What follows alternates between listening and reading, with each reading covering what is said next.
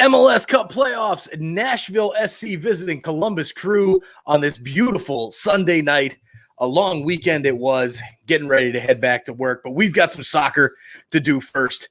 Nick, how you doing, man? Sorry I got a little bit late here jumping on to start the stream. I was used to 15 minutes. I was dealing with some craziness upstairs, and but now we're here. The game has started. We're on 0-0. How's it going?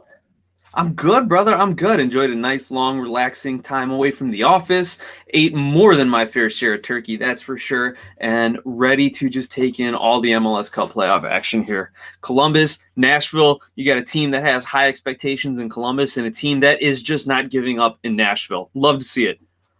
Yeah, Nashville, really the Cinderella story of these playoffs, which are full of them at this point. You've got the earlier result today. New England beats Orlando City. A shock there. New England, the 7 seed, or actually, no, the 7 seed or the 8 seed. I believe they're the 8 seed. Either way, Columbus is the 7 seed, or Nashville, excuse me. So I'm like, wow, this is this is crazy. We could have a 7-8 matchup in the Eastern Conference Finals if this all goes through. So in this game here, just to kind of set it up for everybody, the stream is at Mapfre Stadium, which you can see behind me here. There are no fans in the building. Columbus is wearing the yellow kits, and Nashville is wearing their navy blue kits. So Nashville trying to keep this Cinderella run going here.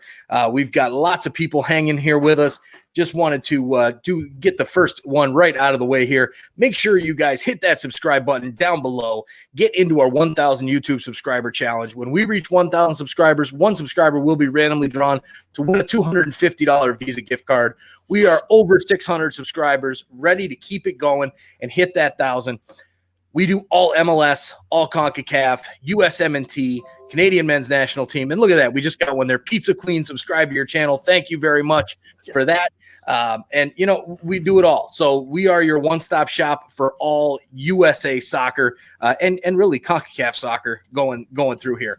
So, Nick, tell everybody a little bit about your thoughts on this game tonight. Who do you think is gonna pull through? Maybe a prediction. Well, I'm picking Columbus. I think that they are too talented in the midfield. I think that they have been playing at a high level all season.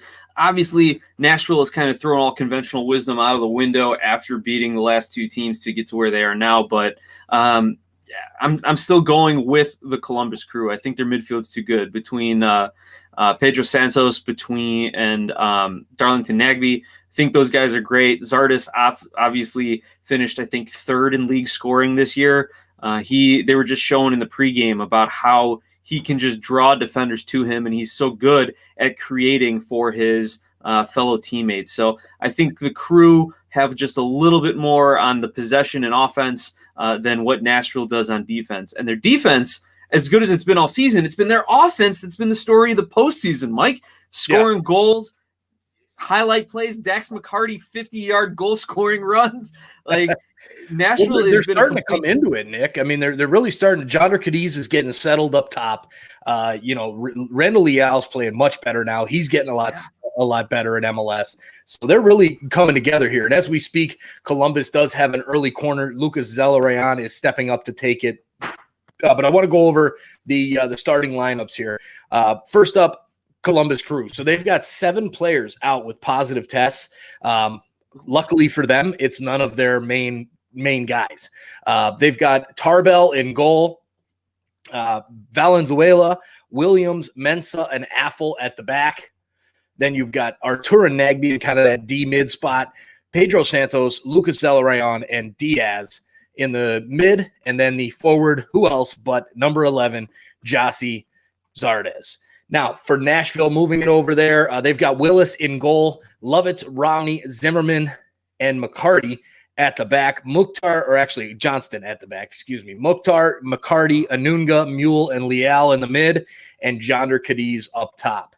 So a very strong lineup from both teams, looking good there. And as I speak, Alex Mule gets fouled, and it'll be a free kick for Nashville right at the center line. A little bit of trouble there for Nashville at the back off that corner kick there. Looked like some miscommunication in defense, which is surprising coming from Nashville.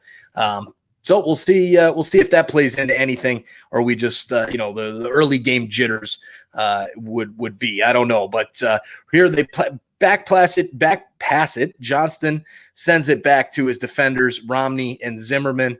Now up to Daniel Lovitz. Lovitz looking for the switch, ends up going back to Zimmerman, and he follows through with that switch, looking for Alstair Johnson there.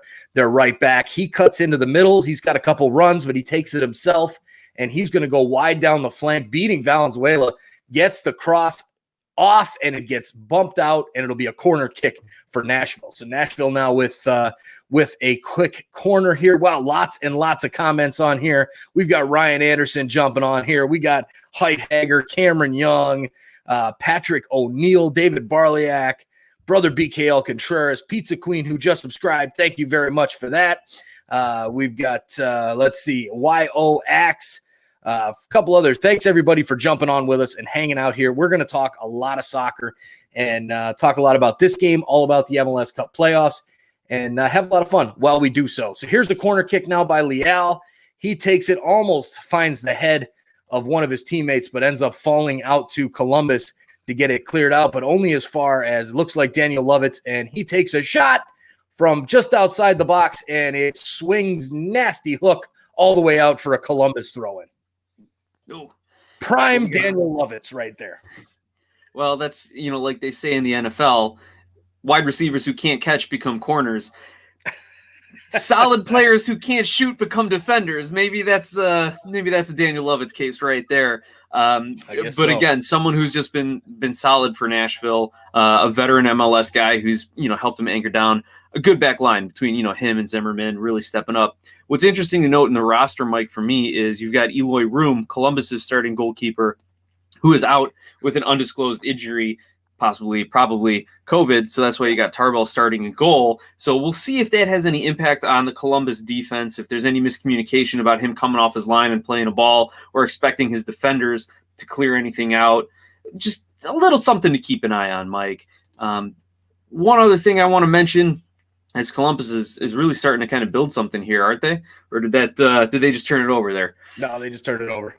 Man. Few seconds behind you here. One other thing I do want to mention, we've got referee Armando Villarreal calling this game.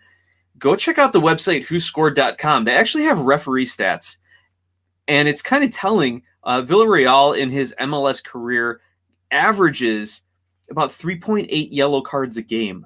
So he is completely comfortable showing yellow to a player when he thinks it's deserved. And as we saw in the earlier game with Orlando and New England, the referee had to pull some yellow cards out and really take control of that game as things got heated. So it wouldn't surprise me to see Villarreal pull out 3, 4, 5 if he needs to, if people are time wasting yellow cards. Very, very rarely pulls out a red. He's only issued 1 red card in his MLS career, which dates back to like 2011. He's been starting as a 4th official and worked his way up. So very rarely pulls red, but won't hesitate to flash yellow. Something to keep an eye on as this game progresses.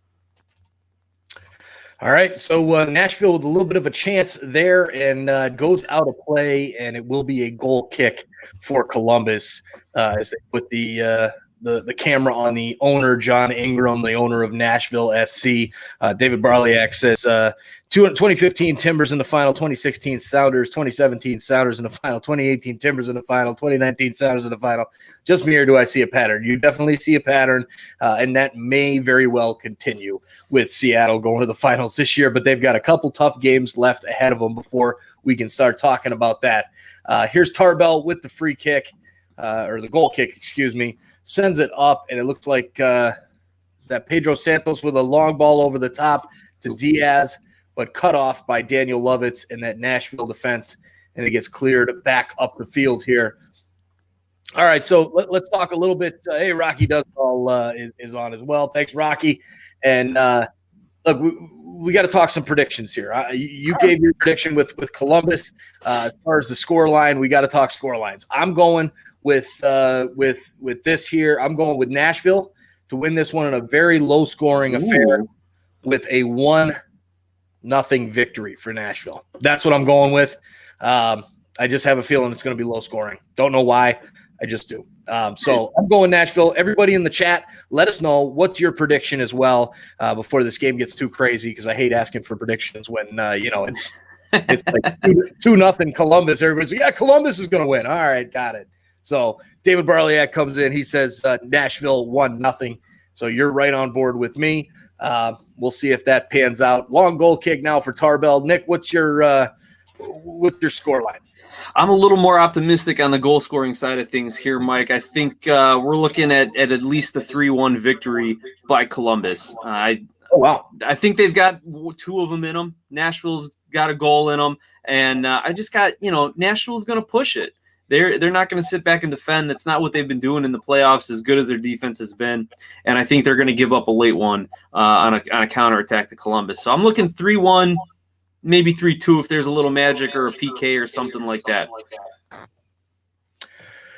All right, there you go. So you've got more goal scoring than I do. Hopefully you're right, because these lives are way more fun when there's more goals being scored. That's for sure. Here's Darlington Nagbe in possession, going back to Josh Williams, starting center back for Columbus, which is a very just a huge surprise to me that he is a starting center back in this league. Couldn't break the team with TFC. I think he played maybe like 150 minutes in over 2 or 3 years. Here's a ball through to Jonder Cadiz, and nice defense there by the aforesaid Williams. Well, there you go, Mike. Between the crazy season we've had with COVID, injuries, you've got Abubakar on the bench. Why not? Let him start. And Columbus, as we know, as a Caleb Porter coach team, he's not looking for one guy to be an amazing standout and carry the team, especially a defender. He's looking for a lot of system, I guess, tactical, passing, playing the space, overloads, things of that nature. So he doesn't need that one defender. But, man, Columbus comes down with a really good counterattack after that, Mike, and gets a decent ball into the box. Good positioning by the Nashville defense there to clear it away. And now is that a deep throw-in for Columbus, or is that a corner kick? I am not sure, but they're already playing, so I'm guessing since it's in the deep throw. Yeah, it's going to be a deep throw because they're playing in the Columbus end there. And now Columbus back in possession. Jossie Zardes now looking for Pedro Santos, misses him, and it goes out for a throw-in for Nashville now. I think have you been drinking a lot, Nick? I'm getting into it. I'm just getting into it, Mike. Okay, did you say Abubakar is on the bench for Columbus? Yeah, Abubakar Keita. Why did they trade him back? I thought you meant Lalas Abubakar from who plays with Colorado, who used to play for the Crew. Right. They made that move permanent to Columbus, but you've got Abubakar Keita or Keita, not sure exactly, but you've got him on the bench as well. So they've got a couple defensive options that they can go to in the event that Josh Williams isn't living it up to your expectations there, Mike. But Columbus, again, they've kept it together. They've got a good goals against record. And, again, for me, the defense is just going to see if Tarbell can really be vocal back there and get his back line playing the way he wants them to. All right, so while these teams just kind of trade possession in the middle of the park, nothing going on, we've got a cool thing that I just found on Cash App. We've had a lot of success with tips, lots of generosity from our viewers and fans. So we've got this Cash App here, and apparently with a referral code, if you guys download the Cash App, enter in a referral code if you haven't done so already. So if you already have Cash App and you've already went with a referral with somebody, you can't get in on this. But if you have not, download the app, enter in our referral code, which is on my screen here. And then when you enter that in, if you send us a $5 tip, you will actually get $10 credited in your account from our invitation. So it's really a free $5. It's that simple. We want to give away some money. We can't wait to give away the money for the 1,000 YouTube subscriber challenge. This is a way to give away somebody else's money.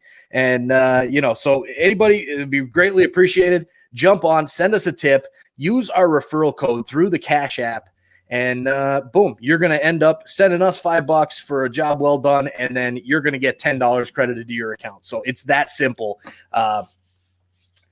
And Nick, you got to do it so that you can see how it's done, man. Get a free $10 just to send back to our main account. Absolutely. I'm going to sign up for that at halftime. That's going to be my job. If I'm not filling up another cocktail or something. Right. Amen to that. So now Columbus with a long ball over to Pedro Santos at the corner of the box. He heads it wide, and it falls to the Nashville defense. They've gotten over their communication issues right from the get-go there. They looked a little rough in the beginning. They're looking much better now. But Columbus is having a little bit more sustained pressure. So this it's going to be, I think this is what we're going to see a lot of, is Columbus in that attacking third, and Nashville playing a good defensive style and trying to hit on that counter with Leal or Jonder Cadiz or whatever. Alex Mule sends a long ball over the top, looking for a foul. Nothing comes of it. Referee just looks the other way, and here comes Jonathan Mensah now at the back for Columbus. Yeah, Columbus is an excellent possession team, and Nashville, a lot of people think they sit back, but, as was mentioned on the pregame show, Nashville does a lot of pressing and counter-pressing when they need to. So they don't just sit back and defend. They're definitely not a park the bus. They're definitely not a turtle kind of team, but they have a solid defense, right? And they haven't played a team who's as possession-based, I think, as Columbus is. So this is going to be a unique challenge for them. Watch the last 10 minutes of each half to make sure that those Nashville defenders' legs don't start getting a little tired. They start getting a little sloppy, especially with this constant pressure that Columbus has been putting on them. As we look at it right now, Columbus is, almost 60% of the possession and just completing a lot of passes in the middle third of the field, making those Nashville defenders track back and run around. So we'll see how that gets to them towards the end of each half. All right, David Barliak with a comment. I'm going to find a live stream of the game, mute it, and let you talk over it. Great commentary. Am I right? Thank you, David. Appreciate it. We do our best. We appreciate the comments like that. All right, here's Josh Williams now coming up, swinging it into Darlington Nagbe. He goes back, and now we'll just kind of stand there with the ball, not doing anything, and then goes wide and looking for Diaz down the flank. Diaz kicks it into the center, and it's cleared out by Romney, and then McCarty up to Hani Mukhtar, and then cut off by Columbus as they restart their attack now through Valenzuela over on the left-hand side. Darlington Nagbe on the ball. Darlington Nagbe, does he have it in him? Is this tonight his night here for all the smack talk that you've done on Darlington Nagbe over the years? Look, I've never said Nagbe's a bad player or anything like that, but people who are like, are you sure about that? I've never said he's a bad player, Mike. But for all people who have said that Darlington Nagbe was like the guy that never got a shot with the USMNT, and that had the USMNT played him, it would have been different. And Darlington Nagbe is the reason that Atlanta won the cup. No, I don't buy all of that. Really, really good player. Not a guy who's going to take the USMNT to the next level, and an excellent player to to help elevate a club team. But he's not the reason Atlanta won. You guys forget about Martinez. He's not the reason that Portland won. Forget about Valeri, Chara. Like, excellent player, fits his role well, has moments of brilliance when the team needs them. But to say that he's like the guy and the reason why all of a sudden Atlanta stinks now, like, no, absolutely not. Why didn't Portland fall off then? Oh, because they had a coach who could figure out how to work a lineup, right? Not Atlanta and their coaching carousel over the last 2-3 seasons. Oh, yeah. But anyway, that's my Darlington Nagbe rant for the night. Let's get it over early in the 21st minute of this game, and then we can just sit back and watch. Maybe he's got a moment of brilliance in him and has some like ridiculous volley from 30 yards out. There you go. We'll see. Here is Nagbe on the ball now for Columbus. They're just hanging out right around the halfway line, kicking it back and forth between the center backs and Nagbe. Artur kicks it now back to Josh Williams. Josh Williams over to Nagbe. I mean, they're just holding that possession and looking to build something up. They get a nice long ball over to Diaz. He sends it into the middle. Pedro Santos with a shot goes sky high, way over the bar. And that's Pedro Santos, man. We've talked a lot about him and his finishing abilities. Now, because I said that tonight, he'll bag a brace or something and to make two really nice finishes. But yeah, I mean, that shot, good Lord, he missed by 15, 20 feet on a beautiful, easy shot there from the top of the box. Ball goes out of play now. Nashville throw. Alistair Johnston getting ready. The Canadian right back getting ready to throw it in. He's getting some words from his coach, Gary Smith, who's done an incredible job taking this team from the USL up to and there's a nice little through ball there by Leal to Mukhtar. Mukhtar, he's got options in the middle, sends it over, passes Cadiz, goes to Mule. Mule cuts it back at the top of the box, lights a shot up, and he misses that one like Pedro Santos just missed, a good 15, 20 feet away. Mule's been a good pickup from them coming in from Red Bulls. Like, I mean, he has that kind of pedigree. He knows what it's like to be on a winning team and can definitely contribute still. So a great pickup by Nashville to bring in some of these veteran MLSers to really help solidify their team, give them a bit of an identity and a bit of, a little bit of like, we know what we're doing and it's only our expansion year. Right. All right, here comes the corner for Nashville. Oh, John Cadiz in, and is that ball over the line? Or did Tarbell keep it out? A header by Cadiz. Tarbell was in his net and somehow just barely kept that out. And there's shouts for a handball here, maybe on Harrison Affle. Off his shoulder. That's not a handball. But, man, great save there by Tarbell. Good chance for Nashville. So they're at least getting something going here on the offensive side of things, and they haven't had much going yet. But as I say that, Columbus brings it back now in possession in their attacking half, and then they back pass it and build that possession again. That was great, man. Like, I don't know how Cadiz could make a run like that and not have anyone body up on him, as he pretty much had a free header. Maybe if you're a Columbus fan, you say he kind of jumped on the shoulders of one of their defenders to keep him from getting up and contesting it. But the fact of the matter is he was already way up in the air before any defender was near him. Excellent goalkeeping to get down and block a header that went straight down on the line there. So, hey, maybe the questions about Columbus's goalkeeping have been answered, or maybe he's just going to get a little confident now. Yeah. Yep, we'll see. And, hey, there's Tactical Manager TV.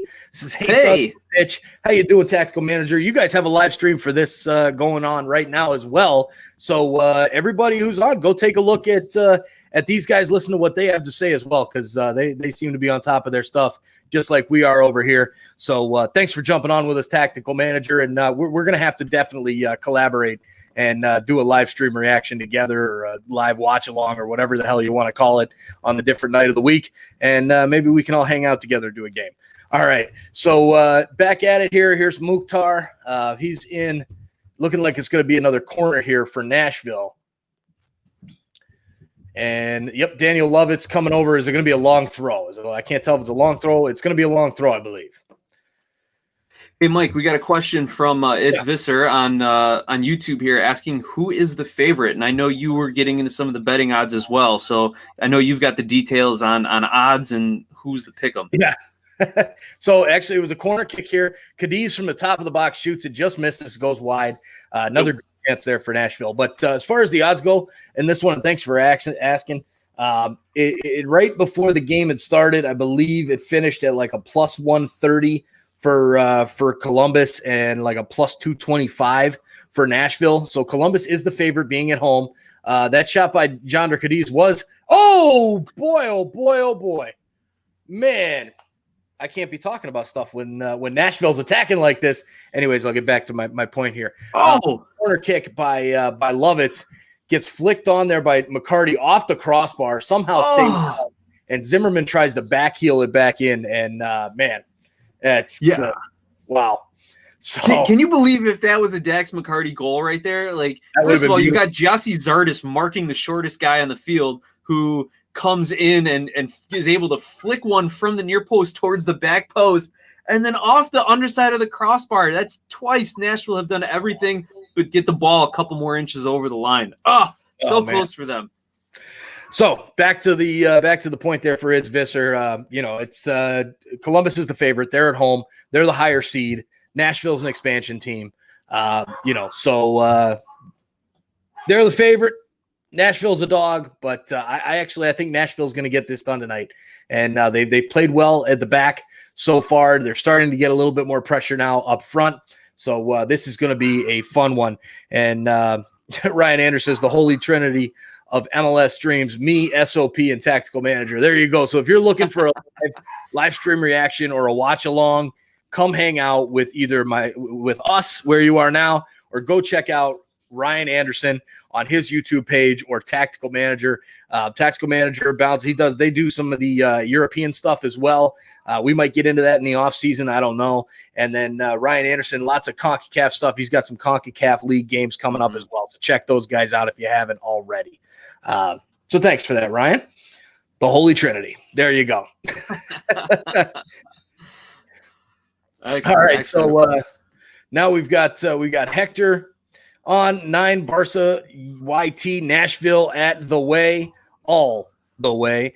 All right, so there's a Nashville fan. We got Height Hager is live on TikTok right now. So if you have TikTok, go find Height Hager. I don't know. I don't do the whole TikTok thing, so I can't help you there. But everybody that's jumped on, thank you so much for jumping on. Make sure you guys hit that subscribe button. It really helps us out to continue to grow the game of soccer here in the United States of America. It gives you a chance to win a $250 Visa gift card, cold hard cash. If you're a sports bettor like me, that's a house bet right there. A nice one. So thanks to everybody who has subscribed already, and make sure you hit that subscribe button, hit that like button as well. Get our feed up higher in the list of streams, so we can be cool like Tactical Manager. So here's Columbus. I think you're cool, Mike. I think What's you're that? Cool. I still think you're cool. Thanks, man. Cheers to that. Here. All right, now Tarbell at the back. No pressure from Nashville. Here is Artur, and no pressure by Nashville. Dax McCarty maybe gets within 10 feet of him, and he sends it out of bounds. A horrible clearance there. But a couple more. There we go. Brother BKL Contreras. Mm-hmm. Yes, indeed. We got full Trinity. Let's roll it. There we go. So I got to say, we're 30 minutes into this game. Yep. Looking at some of the overall stats here, it's been all Columbus from a possession standpoint, 62-38 about. Nashville's got 7 shots, 2 on goal. That's pretty impressive for a team that has only had, 38-ish% of the possession, but they're winning duels. They're getting the clearances. So they are executing their game plan of defend, press, and counter.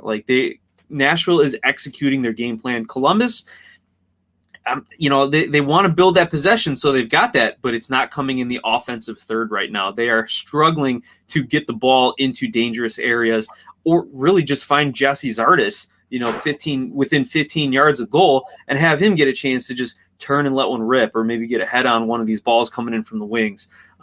Meanwhile, Nashville with some sustained pressure here and turns over Columbus in the midfield and unfortunately slows it down just long enough for the Crew to regain their defensive shape here. But Mike, that's kind of what I've seen as we get into the last 15 minutes here. What are you looking at? What have you seen? What do you expect this? How do you expect this half to end?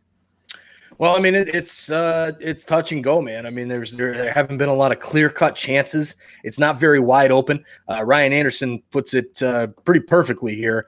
This kind of reminds me of the Toronto game. This team is just tactically smart. They really are. They play a damn good soccer game. They're not flashy.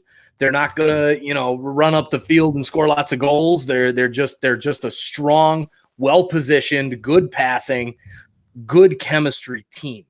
And, I can see I like what I see. If I'm rooting for Nashville here, I've got money on them, so I want to see Nashville pull this off. And I'm happy with what I'm seeing so far. And a couple other chats here, Hector, he says, Nashville has less shots and less possession, and surprisingly they win. Reminds me of FIFA, LOL. Very true. And then as well, we've got Latino Panay Family Vlogs. Nashville looks hungry, and Columbus is like sitting back for counterattacks. Yeah, that's pretty much I don't know. I think Nashville's kind of looking more on the counter here. I will say over the last few minutes, you have seen Nashville build some possession, and if you look at MLSsoccer.com's stats line, they break down possession by 5-minute intervals, and Nashville has kind of taken over these last 5 minutes. I can see someone who's just kind of jumping on here. They would think that Columbus is looking to counter, but really Columbus just can't get Walker Zimmerman with a long run up the middle of the park, boots it out for John Cadiz, who keeps it in play over on the right-hand side, sends a cross to the back post for Zimmerman, goes full to Mukhtar. He gets a shot, and it's deflected by Nagbe, and then Tarbell saves it from going out for a corner kick. So, there you go. As well, Wenji von Eisburn says, sounds like under 2.5 goals. I got to agree. I'm thinking that might be the case because my prediction's 1-0 Nashville, and this is going to be a defensive type game, I think. Well, I guess I'll be happy to admit when I'm wrong, but there's still plenty of time here to get those 3 or 4 goals that I think that can and will still be scored. The second half's got to open up. Neither of these teams want to go to penalty kicks. I don't think any team ever wants to go to penalty kicks. They just want to win it outright. So I really think we're going to see a few goals, whether any of them come at the end of this first half. If Columbus can somehow get lucky and maybe catch a Nashville defender out of position. We've seen Daniel Lovitz get very far forward and take some throw-ins. We just saw Walker Zimmerman in the 6-yard box of Columbus, heading the ball back across for his teammate. So if Columbus can maybe catch one of these Nashville defenders out of position, then you never know what can happen. And but in the meantime, they're really struggling to have any sort of creativity in the final third. It might take a lucky bounce to get the Crew going. I don't know. Hey, you never know. But hey, man, we got our first donation of the night, first tip of the night. Thomas Donato, $5 for American soccer. All right, thank you very much. Appreciate it. That is the first tip of the night here. That is huge. And they also did the referral with the referral code. So Tomas, make sure. Hope you get that $10 in there. We see you entered the referral code. So that is awesome. Thank you for that. And everybody else who's watching, it's that simple. Enter in our referral code on the Cash App, on the app itself. And if you send us a $5 tip, you will actually get $10 from Cash App into your Cash App account, which you can just deposit right into your debit card. I actually deposited what we had in our account, $52 tonight by accident. It was one click. It was super easy. I thought they were going to ask me, confirm, and they didn't. So now I had to write it into the books that $52 went over to me. So anyways, jump on that, enter the referral code, send us a $5 tip, and you're going to get $10. And if you're feeling generous, a little bit more. If you're feeling you want to do a little bit less, hey, we'll take anything at this point. So thank you guys for the support. This has been absolutely awesome.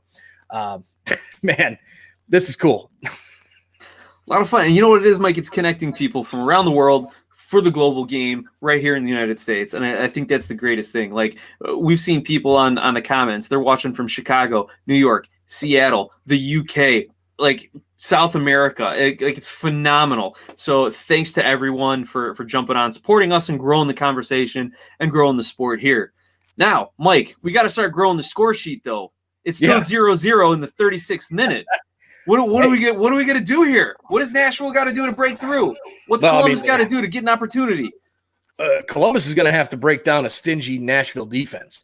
As far as Nashville, they're taking their chances. They figure they're getting one about every 3 to 5 minutes, and they're happy with that. So the game is playing into Nashville's hands right now, from what I can tell. And here's Lucas Elarayan down the left, tries to go around a couple Nashville players, hits the grass, looking for a foul, but no foul called. Referee Villarreal is definitely letting them play tonight, not calling a lot of ticky-tack fouls. So that is good. So, hey, we need a little bit of a roll call here. We've got I know we've got UK on. Roll call in the chat. Where are you watching from?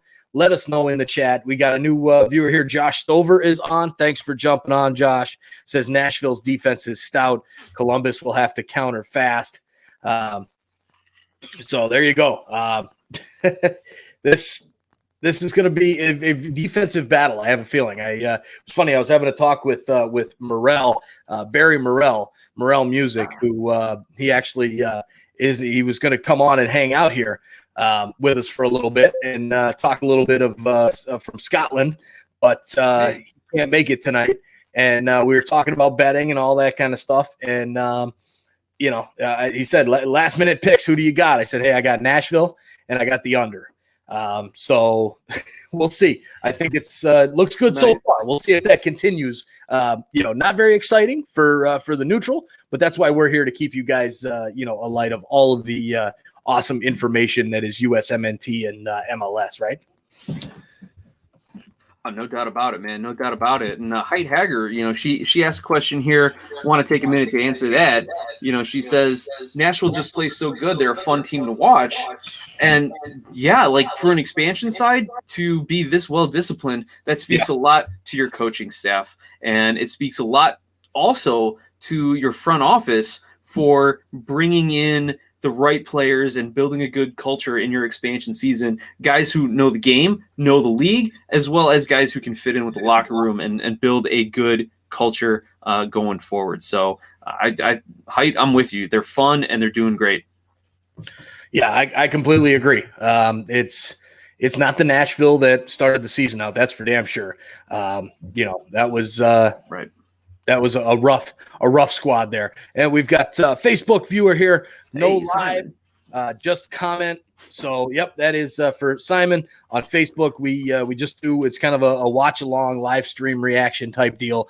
We just talk about the game, keep you apprised of what's going on. You got the scoreboard up here with the timer as well. And we just talk this game. And right now, Randall Leal back passes to Alistair Johnson, goes past him. And he's looking for his keeper. He goes back to Willis. Willis boots it up the field into the midfield, and Jonder Cadiz from all the way up from the forward position, and the ball's going to roll harmlessly all the way up to back to Willis. So not a whole lot of action in this one, I'll tell you that. Not a lot of fast play, not a lot of but I mean, again, did anybody expect this out of Columbus and Nashville? I certainly didn't. Well, we had a couple early opportunities by Columbus that were just begging a final touch. And then, Nashville had 2 balls cleared off the line. So those go in, completely different game we're talking about here, Mike. But maybe that's Columbus's night, right? Maybe instead of them getting the good bounce, Nashville's not. So that could turn things. If I'm Columbus looking at the second half, now we still got 5 minutes in stoppage time to play. But if I'm Columbus looking forward, they got to be lucky that they're tied 0-0 right now, and they're going to probably come out a little stronger, and hopefully Nashville can match that and give us fans an excellent second half with a few goals, hopefully. Yeah, you're hoping, man, not me. All right, so about 5 minutes to go till halftime here. Leal going in on Pedro Santos. Pedro Santos cuts it off. Now Nagbe in the middle of the park looking for Zardes, but then Mule gets his foot to it, and the foul there by Jossie Zardes. Nashville looking to take a quick free kick, but it doesn't look like they're going to get that off. They're going to have to set something up here now. And Mule all over the field, a good pickup. Red Bulls player, came up with the Red Bull system. He is just one of those kind of like fiery little pit bulls that just seems to pop up everywhere and just be a real thorn in the side to the opposing team. So I like that move for Nashville. It really suits Nashville well and their style of play. No doubt about it. And for a guy who knows the league that well, a guy who's going to bring a little bit of grit to an expansion side, we saw it with Cincinnati last season when they came in. They were just in utter shell. They were shell-shocked. They did not know what to expect from the MLS. They thought that they could just, it was like a promotion relegation type thing, right? You just move your team on up and then you compete. Nope. It was a completely different level, and they were not ready for it. Having a guy like Alex Mule on this Nashville team really brings that grit and that determination, that drive.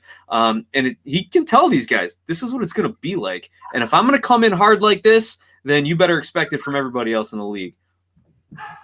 There you go. So yellow card on Alistair Johnston. Nasty little tackle there on Luis Diaz for Columbus. Hey, Luis, see you in Chicago later in the year. Wash hands, north side Chicago. So he's on the north side of Chicago. We're in the west burbs of Chicago. And all right, we got Chicago on lock. How about the rest? We've got I know Ryan Anderson. He's just outside St. Louis. But man, we got to start expanding here. Where's everybody from? We got Cameron Young out in the UK. Who else is out there? Where are you watching from? Hey, man, I'll tell you, that tackle that resulted in the yellow card there, completely unnecessary. Like the other Nashville players were in defensive position. Columbus wasn't threatening. It's not like they were running on a break. Just completely reckless. I don't know if that's in response to some other checking that's been going on or some talking or some clipping at the heels between those players. I haven't noticed anything like that off the ball. Maybe it's going on. But that just seems like a ridiculous thing to do. I don't know if he's trying to send a message, but what message? You've taken over the game. You're in there third, and you want to take a guy out. It just seems like a completely boneheaded play and an unnecessary play, right? Yeah, totally. Definitely was not like one of those professional yellow cards that you see. That one was silly. A couple more running in here. Heithager, North New York, Latino Panay family vlogs. I'm from Chicago, Northwest side, but in GH Western Burbs now. All right, so you're nice and close to us as well. And then Hector 9 Barca, East Nashville, Tennessee. Brother BK Alcatraz, Bronx, New York, near Yankee Stadium. There you go. That's Mike's favorite soccer pitch is Yankee Stadium. My favorite soccer stadium by far. For those who don't know, we're being very sarcastic. Yes, very, very sarcastic. Yeah, brother BKL, man, how are those NYCFC games in a baseball pitch? Let us know. Yeah, Daniel Young. I think he's starting up his own podcast there. He was saying, there's a shot there by Columbus, goes over the bar, missed by quite a bit there. He has said he'll go to the train station to watch the games, and you can actually see the field from the train station there at Yankee Stadium. So that is pretty cool. Yeah, he just started up his own NYCFC podcast, Sky Blue Citizens. So give them a look up. Good little bit of possession here, Mike, in the last minute of regulation here, first half regular time. But you're right, a terrible result. And that's been Columbus for the entire first half. They build the possession, they get a look, and they shank it, or they sky it, or just a sloppy turnover. All right. Here, and we got Greg, the Kill Switch Chefine. Just found you guys and subscribed. Thank you very much for subscribing there, Greg, as well. Latino, Panay Family Vlogs, just sub, fellas. Great work. Thank you very much. And with that, on that high note, with those two awesome subscriptions, and Greg is Glory to Columbus from Ohio. We're going to take a quick little break here for halftime, go refill the cocktails and whatnot. So while it's halftime, you got a good chance to go enter that referral code in to the Cash app and send us $5 for doing our awesome job here. And when you do that, you'll actually get $10 from Cash App for using that referral code. If you've never used the referral code before, if it's your first time with Cash App, or even if it's not your first time, but you've never entered in the referral code, you'll get $10 just for sending 5. It's that simple. Tomas Donato just did it. And there's, he got his $10, I'm sure. And so jump on with that. Halftime it is. We will see you guys very soon to discuss the first half and hopefully have a more exciting second half.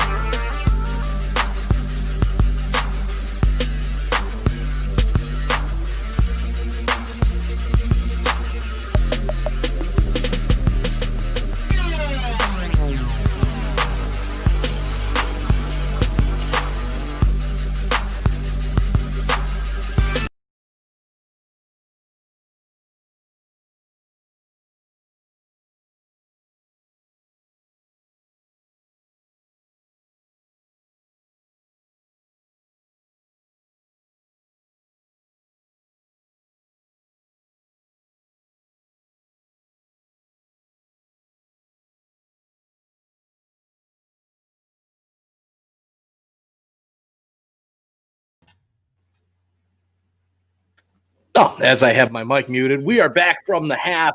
Thanks, everybody, for coming back. And just what I was saying was thanks, Jan Stepp, for coming back over here and liking and subscribing. He came over from Tactical Manager and was over there chatting with those guys during the halftime break. They do an awesome job over there. So get over and like and subscribe to their stream as well. And, man, lots of fun here. We're growing the game of soccer here in the United States. That's our goal. And we're having fun doing so. All right, so here's Columbus now in possession at the back. Tarbell rolls it out to Mensah. Mensah sends it long upfield looking for Zardes, but gets cut off by Nashville by Romney. Romney plays it up to Anuga.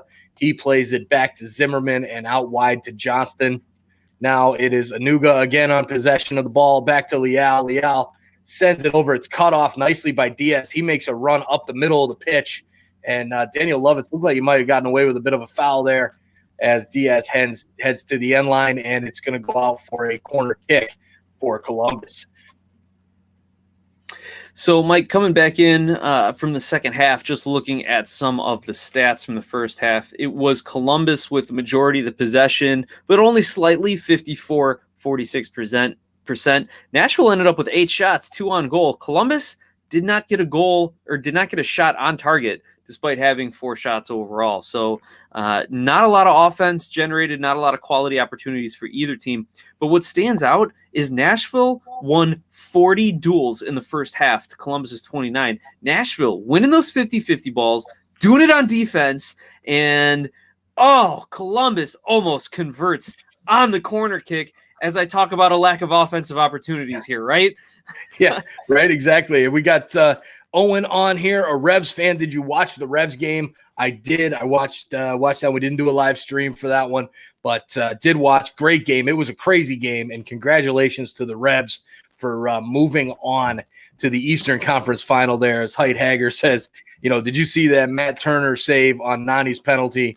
Matt Turner, he's good. He's good. What a crazy game that was with the red cards and all that, man. Oh boy, that was nuts. But here's Greg, the kill switch Shafeen. He says, "Come on, guys, Crew 96, Crew here with we got some Crew fans going for a matchup with New England. Will they match up against New England, or will it be Nashville? We will see here. That's debatable. Thanks for joining here. Orlando really effed up. Yes, they did." They should have won that game. I mean, they were not playing well. They were not playing well. My thoughts on that is Orlando completely lost their heads in the second half. You saw when Pereira got that red card, there was no other call to be made other than a red card. Watch the replay. There's no debate. No, totally. Easy red card. And the fact then that Nani loses his mind, is grabbing the referee, that Urso is losing his mind, is almost grabbing the referee. They totally lost all their composure, and then for Nani to step up and have his PK save, good on New England for taking advantage of that one. Their stars played like stars, and Orlando's stars played like average MLS guys. That, to me, that was the difference. And Bruce Arena, how the hell does this guy keep winning stuff? I don't get it. I don't know, man. He must be great in the training pitch and in the locker room, because I just see him hanging out at the sideline during games. I don't know. But good on New England, man. They know something that we don't. Yeah, exactly. They're on to the Eastern Conference Finals, and man, Bruce Arena continues to. I mean, he's really turned that team around. When you look at what it was when Friedel was there to what it is now, not a whole bunch of changes. Yes, they brought in Bo and Carlos Hill, so some changes, but yeah, it was. The fact that he's doing what he's doing with that squad is impressive. Here's a long ball over the top by Nashville and cleared out by Affle, but only as far as Zimmerman. Zimmerman gets his head to it, falls to Artur. Now he sends it over to Diaz on the right-hand side. Diaz looking across one into the middle. Zimmerman is there to chest it down to his center back partner, Romney, and he sends it up the middle of the park right to Darlington Nagbe. And now Columbus with a little bit of sustained pressure here on the Nashville back line.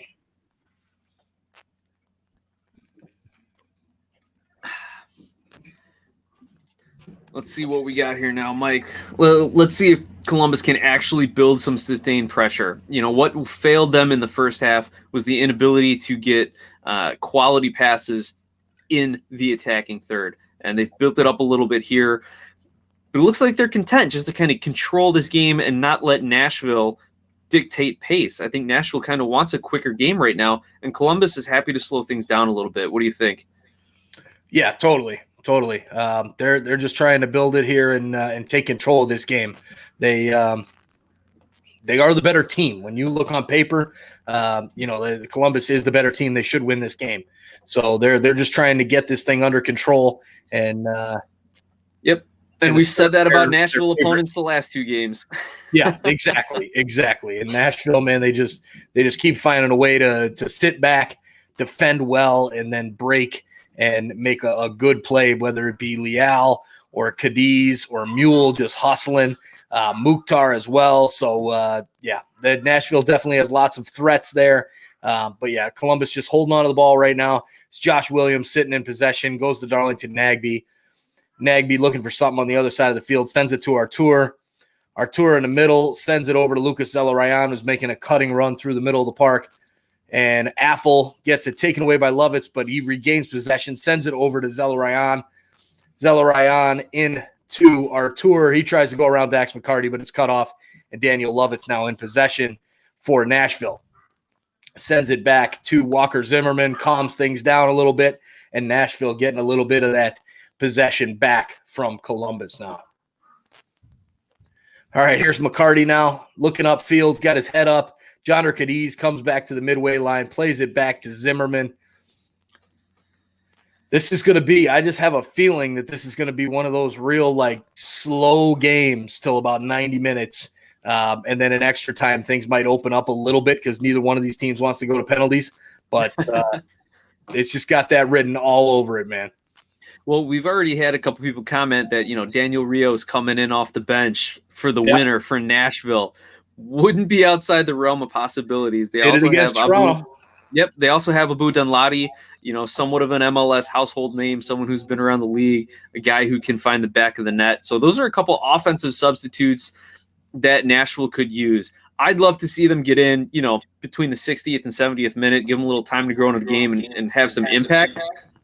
On the flip side of things, Columbus, you got Christian Nemeth and Fernando Adi, guys who've been around the league, guys who've scored a lot of goals in the league, guys who can really come in and make a difference as well. I would prefer to see Nemeth and Adi than Dunladi and Rios. I think those guys. So here's a corner kick here by Mukhtar, cleared up by Zardes, and a nice little graphic that was shown there right before the corner kick was taken that Nashville has given up the fewest amount of goals in MLS this season, 12 goals in the second half. So definitely stout on the defensive end in the second half. Here's Mukhtar into the box, cuts around Affle, sends it back to the middle, and nobody there. Artur gets his foot to it first and sends it upfield to Zelarayan. And that could have been a break there for Columbus. They're still breaking. Luis Diaz cuts around Romney, sends the ball into the middle, and Zimmerman sends it out. Oh, that's Alistair Johnston. He sends it out for a corner kick, I believe, or a long throw, one of the two. Right. And Alistair Johnson, I think, is the one sitting on that yellow card. Yep. So he's got to watch himself a little bit. I think the referee will give him a little leeway, the way he's kind of been letting a few things go. But as bad as that yellow card was, he's got to be careful with it. We've seen now a couple times in this game where they're trying to swing those balls into Zardes to the back post, and Nashville is just being defensive sound, cutting off the passing lanes. Zelarayan with a nice corner kick in there, and a nice run by the Columbus player. I can't tell who it was, but just missed it, and it gets cleared out. I think it was Mensah, and just gets cleared out for Nashville. So Columbus there with a good chance on that corner kick. We had a good question here from Owen. The New England Revolution fan, what teams do you think will go to the MLS Cup? Man, for me right now, with seeing what I'm seeing, I think I got to put my money on Seattle out of the West, even though I picked Sporting Kansas City. I just think that Seattle they're just built for the playoffs. So they're my pick out of the West. Out of these two teams, I think it's got to be Columbus has to be the favorite. But it could be any one of these three teams, man. So I'm just going to go out on a crazy note here. I'm going to go with Nashville because I've got them to win this game, and it's going to be Nashville, the expansion team, up against Seattle, and then Nashville's going to break everybody's hearts. The expansion team's going to win the MLS Cup. There you go. I got a little different take. I'm really trying to. My original picks were Seattle and New York City. New York City, again, making a mess of things in the playoffs. But I'm sticking with Seattle. Of the three remaining Eastern Conference teams, I'm going with Columbus, and I think they probably were my number 2 pick behind New York City this season. As much as everyone was high on Philly and maybe the Red Bulls getting lucky, but now Columbus had played the best soccer the first half of the season, and they still got that quality in them. But can they get by Nashville, Mike? That's the question. That's the question every team has asked themselves in this playoffs. Can we get by Nashville? And so far, nobody's been able to. Bel Busto says KC on the final. I'm guessing in the final. Yep, that was my original pick there with my bracket, and we got to update our bracket challenge to see who's in the lead right now with that. And Jan Stepp says your shirt looks like a Sounders logo. Yeah, I guess I can kind of see that a little bit there. Yeah, substitute the microphone for the Space Needle. We're good. Right? This was designed in Scotland, had nothing to do with the Sounders. So, but I like where your head's at there. Now, everybody that's watching with us here, make sure you guys hit that subscribe button, hit that like button as well. We have got to get these likes up. We're sitting at 18 or 19 right now. We got to get more likes on this stream. So hit that like button, hit that subscribe button, get into our 1,000 YouTube subscriber challenge. We reach 1,000 subscribers. One subscriber will be randomly drawn to win a $250 Visa gift card. I want to give away some money.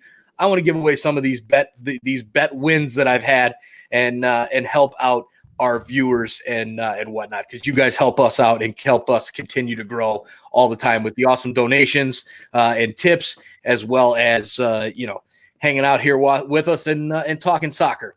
So here is Columbus now in possession. Josh Williams kind of went a little too far forward for his liking. He turned around, passed the ball forward, and ran back. And Nashville cuts it off, especially with Nashville on the counter, man. Jonder Cadiz, he's just sitting back there waiting for something to fall to him so he can hit on that counter. But it hasn't come to him yet. Here's Nagbe in possession, hits it up to Zelarayan. He turns, Dax McCarty's on him like a fly. And now all the way back to Nagbe and Josh Williams. Over to Mensa. Thanks for not finishing that metaphor there, Mike. We never know if there's kids watching. Appreciate that. Hey, it's early. Sometimes when we do the late games, we might let a little bit of the swear words fly a little bit more. But I guess supposedly it's like YouTube doesn't like it if they're they hear too much, they won't monetize your channel or whatever. So we gotta stay back on that and use our inside voices, because I'm a sailor when I'm not on YouTube. That's for sure. I can attest to that firsthand. Now, here we are, man, 60th minute, and it's been more of the same. It's been a very even back and forth type game. A lot of passes in the middle third of the field here. It's funny. I'm looking at the stats on MLSsoccer.com. Columbus has completed about 350 passes, and Nashville has completed about 300. In the attacking half, They've had 220 and 130 respectively, but of those in the final third, it's only like 80 and 50. So there's so much play in the middle of the field right now, and neither team is really creating really good opportunities. If you like, there was an old kind of theory where they divided the whole pitch into, I think, like 21 different areas, or like 15 different, I think it was 15 areas on the pitch. And if you could get the ball into area 14, which is just outside of the 18-yard box, then your chance of scoring a goal increases exponentially. If you're completing passes like right around where that half circle is on top of the 18, you're more likely to score a goal than completing passes anywhere else on the field. And neither team has been really able to establish possession in that particular attacking part of the field tonight. Huh. I do advanced stats on occasion. I read you stuff. do. You do. I look at numbers. I can't, and for me being an accountant, you'd think I'd be all into that stuff, but I'm just not. I'm more with the eye test on a game than the advanced statistics, even though they usually pan out well that way. I'm the lawyer. I need evidence. Yeah. Oh man. So here is Columbus now. Diaz lets it play off his foot, goes out for a throw in for Nashville towards the middle of the park. Danny Lovett's holding on to the ball, getting ready to send it back into play for Nashville. Sends it up to Nuga. Nice move around Artur, and he's got plenty of space. Sends it out wide for Alistair Johnston. He's got some space here, and two yellow shirts collide on him and take the ball right away.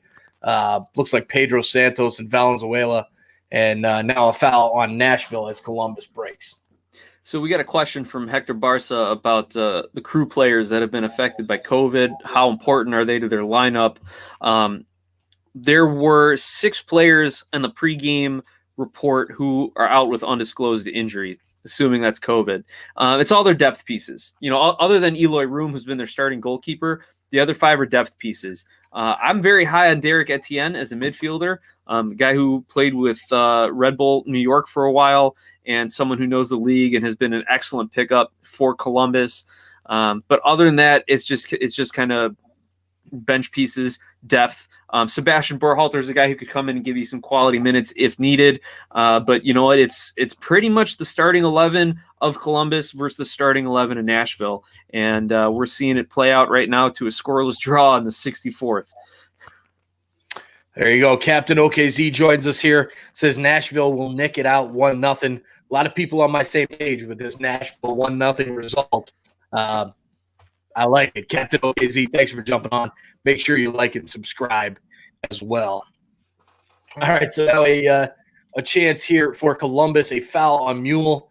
Harrison Affle goes down, and Lucas Zelarayan has the ball probably good 35 yards out, looking to send the ball into the box, looking for Zardes or Josh Williams.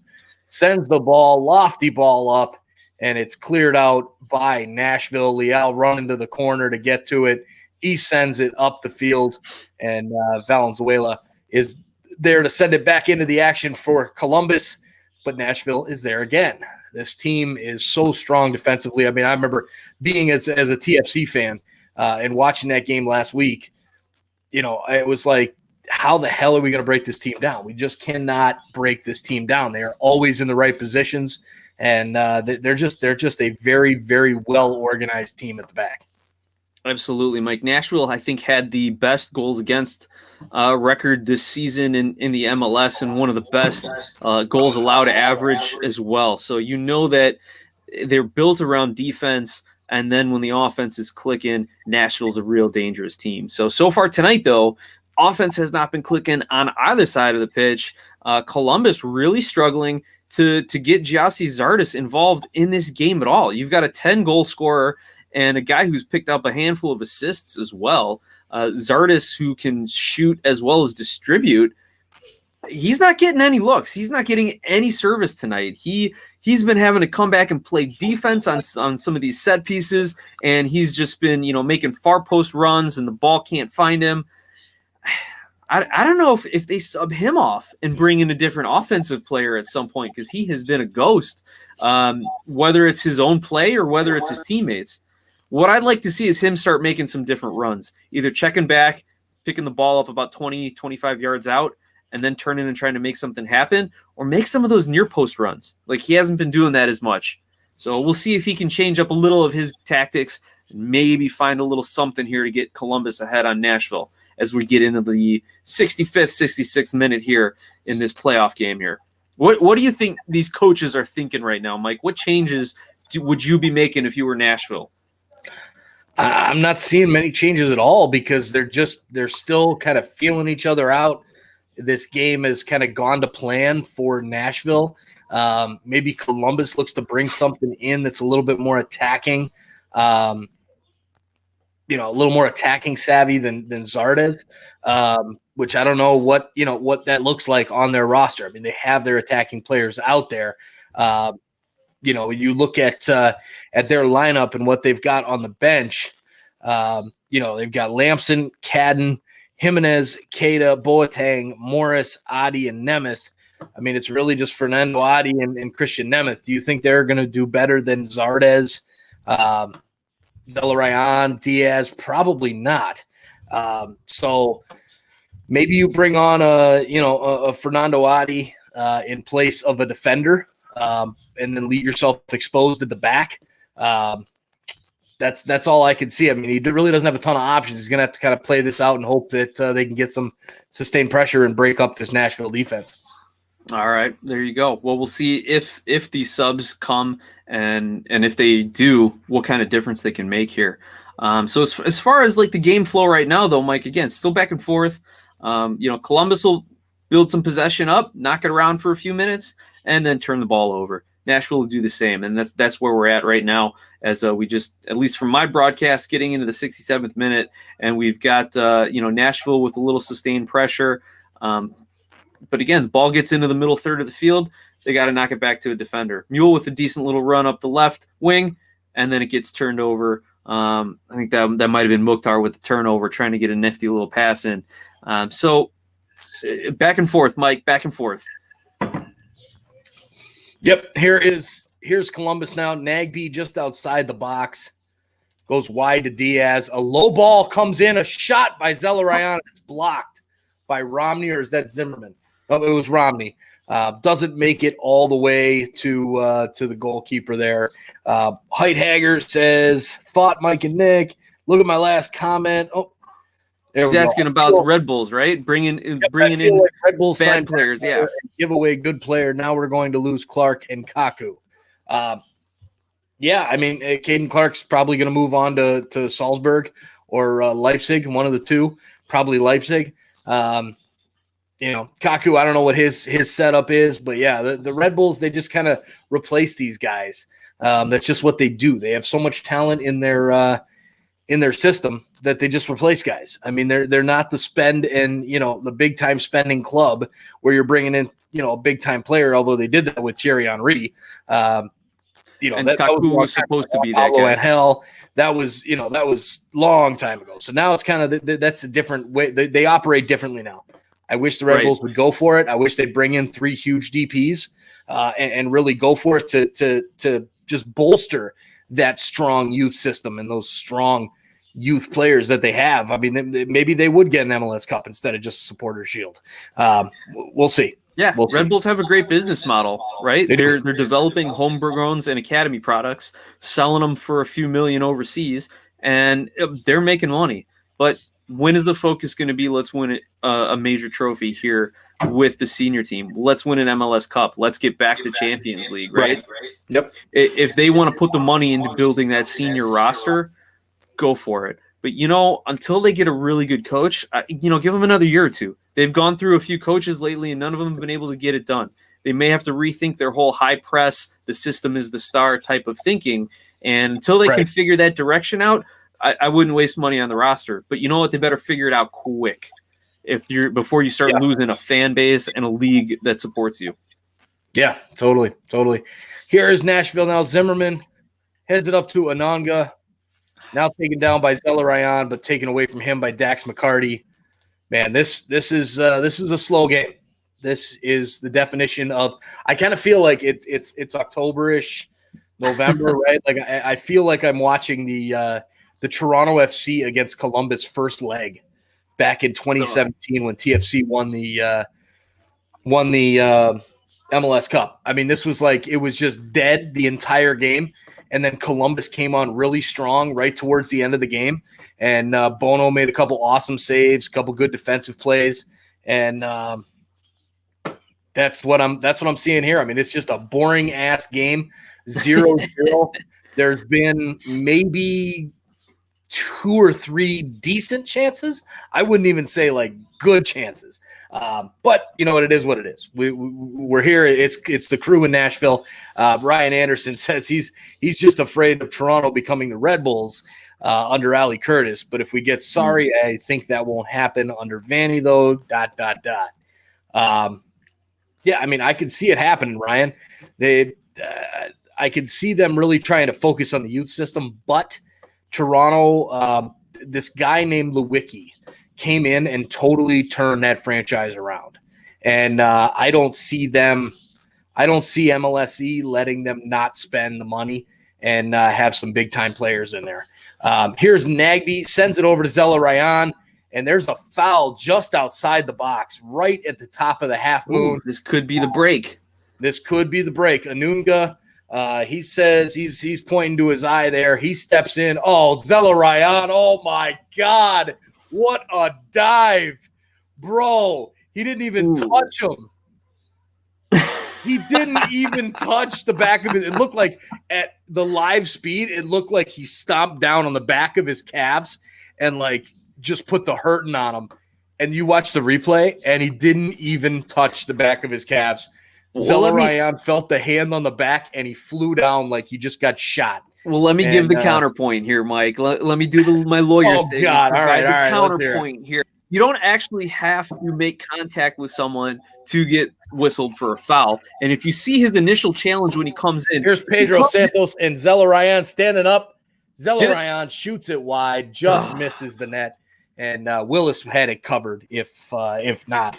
But he was trying to go around the wall there, and he just went too far. Anyway, continue. So what I was saying is you don't actually have to make contact in order to commit a foul, right? If you're making a dangerous or reckless challenge, and you saw Nunga come in with his initial attempt on the ball with his studs up, and then that's when you saw Zelarayan kind of jump, or whichever Columbus player it was, kind of jump up out of the way because the guy comes in with his studs up. So the referee might have given him that and might have let kind of the play on and see if he can turn something out of it.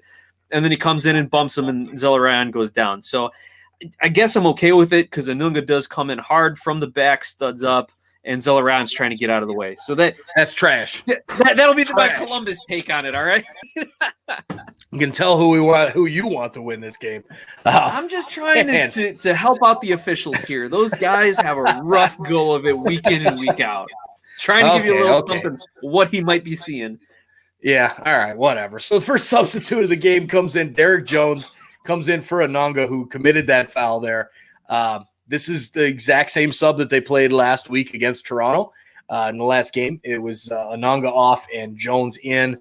So kind of that holding midfield / can get into the attack every once in a while as well. Derek Jones, who was a youth player with Philadelphia Union and a really good player. I like him a lot. I think he's kind of fallen off. He hasn't quite taken off the way I expected him to.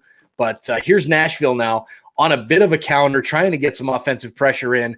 Dax McCarty plays it out wide to Leal. Leal ends up going back to Alistair Johnson. He goes back to Zimmerman, all the way back to Willis, and it looks like Nashville trying to build up some possession now with that new player in now with Jones. Long ball over the top, looking for the run of Cadiz or Mule. Harrison Apple gets there first, sends it up, and Zimmerman walking through, still with possession, walking up the middle of the field, going to take a shot, sends it out wide to Leal. Leal back to Zimmerman. He gets the header on goal, and Tarbell's right there for the save. Man. That was a nice little run up there by Nashville, by Walker Zimmerman, all Walker Zimmerman. That was like shades of McCarty's run when he put the icing on the cake against Miami. Just nobody stepped up to him and just let him walk right in there. And for a guy of Zimmerman's size and talent, you forget this guy had call-ups with the USMNT. He's not just hanging back and clearing, crosses out. Yeah. Part of the reason he won Defender of the Year is because he had, 5 or 6 goals or something like that on the season? Like, he knows how to find the back of the net. Yeah, could be. Man, while we got a little break in the action here, Tarbell looking to distribute. Thank you to everybody who's jumped on tonight. Hit that like, hit that subscribe. Guys, you want to make some money? Free $10. Send it over. Open up your Cash App on your phone. Use our referral code, FRQWGRS. Enter that referral code into your Cash App. Send us a $5 tip, and you're going to get $10 into your Cash App account. You can put that right back onto your debit card in a couple minutes, and you're basically going to make $5. It's a free $5 we're offering here as long as you've never entered in a referral code on Cash App. So help us out with a tip for doing what we do, spending our evenings here instead of with our family. 4 children here, 3 for Nick. We're here talking soccer with you guys. So appreciate the help any way we can get it. And why not make $5 for yourself? Easy as that. Free cup of coffee. Here's Mukhtar now in possession, sending it into Jonder Cadiz. It's cut off nicely by Artur. And now Columbus breaks. Zelarayan trying to send Luis Diaz up. Diaz sends it into the middle, but Zimmerman's there to clear it out, and he screws it up. He's pissed off at himself, and he sends it out for a corner kick. Well, Mike, I just did a quick look up here at Derek Jones, who just subbed in for Nashville, replacing Ta Nunga. And it's definitely not an offensive substitution, that's for sure. He has, at least according to Wikipedia, not that that's your most credible source here, right. He has no goals, no MLS goals. Back when he was playing with the Bethlehem Steel from 2016 to 2019, He's had 10 goals in 54 appearances, but no MLS goals since playing a few years with the Union in Nashville. So get up. I'm sorry. What am I looking forward to here? Is like this guy. He dives. I don't even have a good pun for it right now. But he just long ball off the corner, ends up falling to him. Nashville player runs out towards him, and he just like flops straight down to the ground. And Nashville walks away with the ball. But Columbus back in possession now. And it's Zelarayan at the top of the box looking for a shot. Back heels it, looking for Awful. Falls back to Nagbe. Nagbe back up to Pedro Santos. Zimmerman gets in with the tackle. The ref calls the foul, and this is a dangerous spot now for Pedro Santos, the flopper. He went down, again, a little easy. And Zelarayan lines up now. You're talking probably 23, 25 yards out, 5 to 7 yards outside of the box. That is a good spot there. You can get it up and down from there. That's probably the most dangerous spot on the field, especially with a slight angle to the goalkeeper's right. So, yeah. And I'd like to see Santos take this one if he can curl it away from the keeper. Plus, I think he's just got a little bit of a better free kick touch than Zelarayan. Takes it, gets deflected off the wall and out for a corner kick. So, guess I wasn't wrong saying that Santos probably would have done a little better than Zelarayan, but okay. That's fine. I just do a podcast. Yeah, I should go get my coaching license. It would take me 8 years probably, but I should go get it. All right. Here's Zelarayan now with a corner kick. And here comes the run up, sends the ball into the box and cleared out by Nashville once again. Columbus sending it back to Zelarayan, again cleared out by Nashville. All the way to Affle. Affle goes back to Valenzuela. Leal chasing but can't quite get there. And Derek Jones with a nice defensive tackle there. Keeps the ball from going out of play. And here comes Nashville now, slowly but surely creeping up the field. Leal sends it up to Mule. Mule trying to make a run, but a nice diving tackle there by Josh Williams. And Columbus takes back over. Zelarayan, middle of the park, going to take a long shot. No, he's going to slide it out right to Diaz. Diaz with the cross to Zardes, and what a save by Willis. Oh, there's your first big chance of the night. Falls back to Diaz at the corner of the box, sends it back in, and it's cleared out by Romney for a throw. There is the first chance of the night for Columbus. The first real chance, might I add. A beautiful low ball in. Zardes gets a foot to it, and Willis paws it out. Here's the throw in now to Zelarayan, and it's tackled away by – oh, no, it's not. Zelarayan continues on through the run. Valenzuela looks to clear it in, and it goes out for a throw-in for Columbus. So the pressure is now on 80th minute. I'm going to toot my horn a little bit here, Mike, because Zardes made a near-post run. Feigns the far post run, goes near post, and is able to create an opportunity. So hopefully he's starting to adjust to that Nashville defense and can do a little something more for Columbus on the offensive end. There you go. That might be. Here's the throw in now. Zelarayan hits it up to Dax McCarty. They want a handball. It was a handball, but it was more ball to hand than hand to ball. But it falls back to Pedro Santos. He sends the ball to the middle to Zardes. Easily dealt with by Nashville. And here's Derek Jones coming up the field. This one, it's got a feeling now. I don't know if it's the Johnny Walker Scotch that's hitting me a little bit better here in my Sons of a Pitch, tumbler here. So, again, merch if you want it, sonsofapitch.redbubble.com. The guys on Tactical Manager, man, they were talking about, Sons of a Pitch because I was in the chat with them. And they're like, Sons of a – God, I just want to say something else. And it's this, that was the whole point. When we came up with this, we wanted the humor there. Ball falls to Nashville here. Cadiz, it's cleared out nicely by Santos. Out wide to Diaz. But anyways, my point here in all of this was this game's getting more exciting. It's going more end to end. It's not the slow build-up play that we had for so long. First real chance comes in, and here is Diaz now. Oh, wow. Man, so Romney goes into the slide tackle in the box. The ball falls back to Diaz right on the end line, does not go out of play. And then Diaz to send it back towards the middle, and McCarty clears it out for a corner kick. So Cameron Young says, still 0-0. I fell asleep. I thought something would happen. It's getting more exciting, Cameron. It's getting more exciting. Absolutely. Columbus is really getting on the offensive foot here and creating opportunities. Let's see if they can build anything off this corner. Set pieces, they've left Ryan in. Zardes gets his head to it, but goes wide, and it'll be a goal kick for Willis. Hey, real quick story for everyone about our name, the Sons of a Pitch. We would send tweets in to the MLS post-game shows and extra times, video, things like that. They would never read our name. They refused to say it. They would just say, hey, we got a tweet from what looks to be a podcast or these guys, the Suns. Like, they would never actually read our name on the air.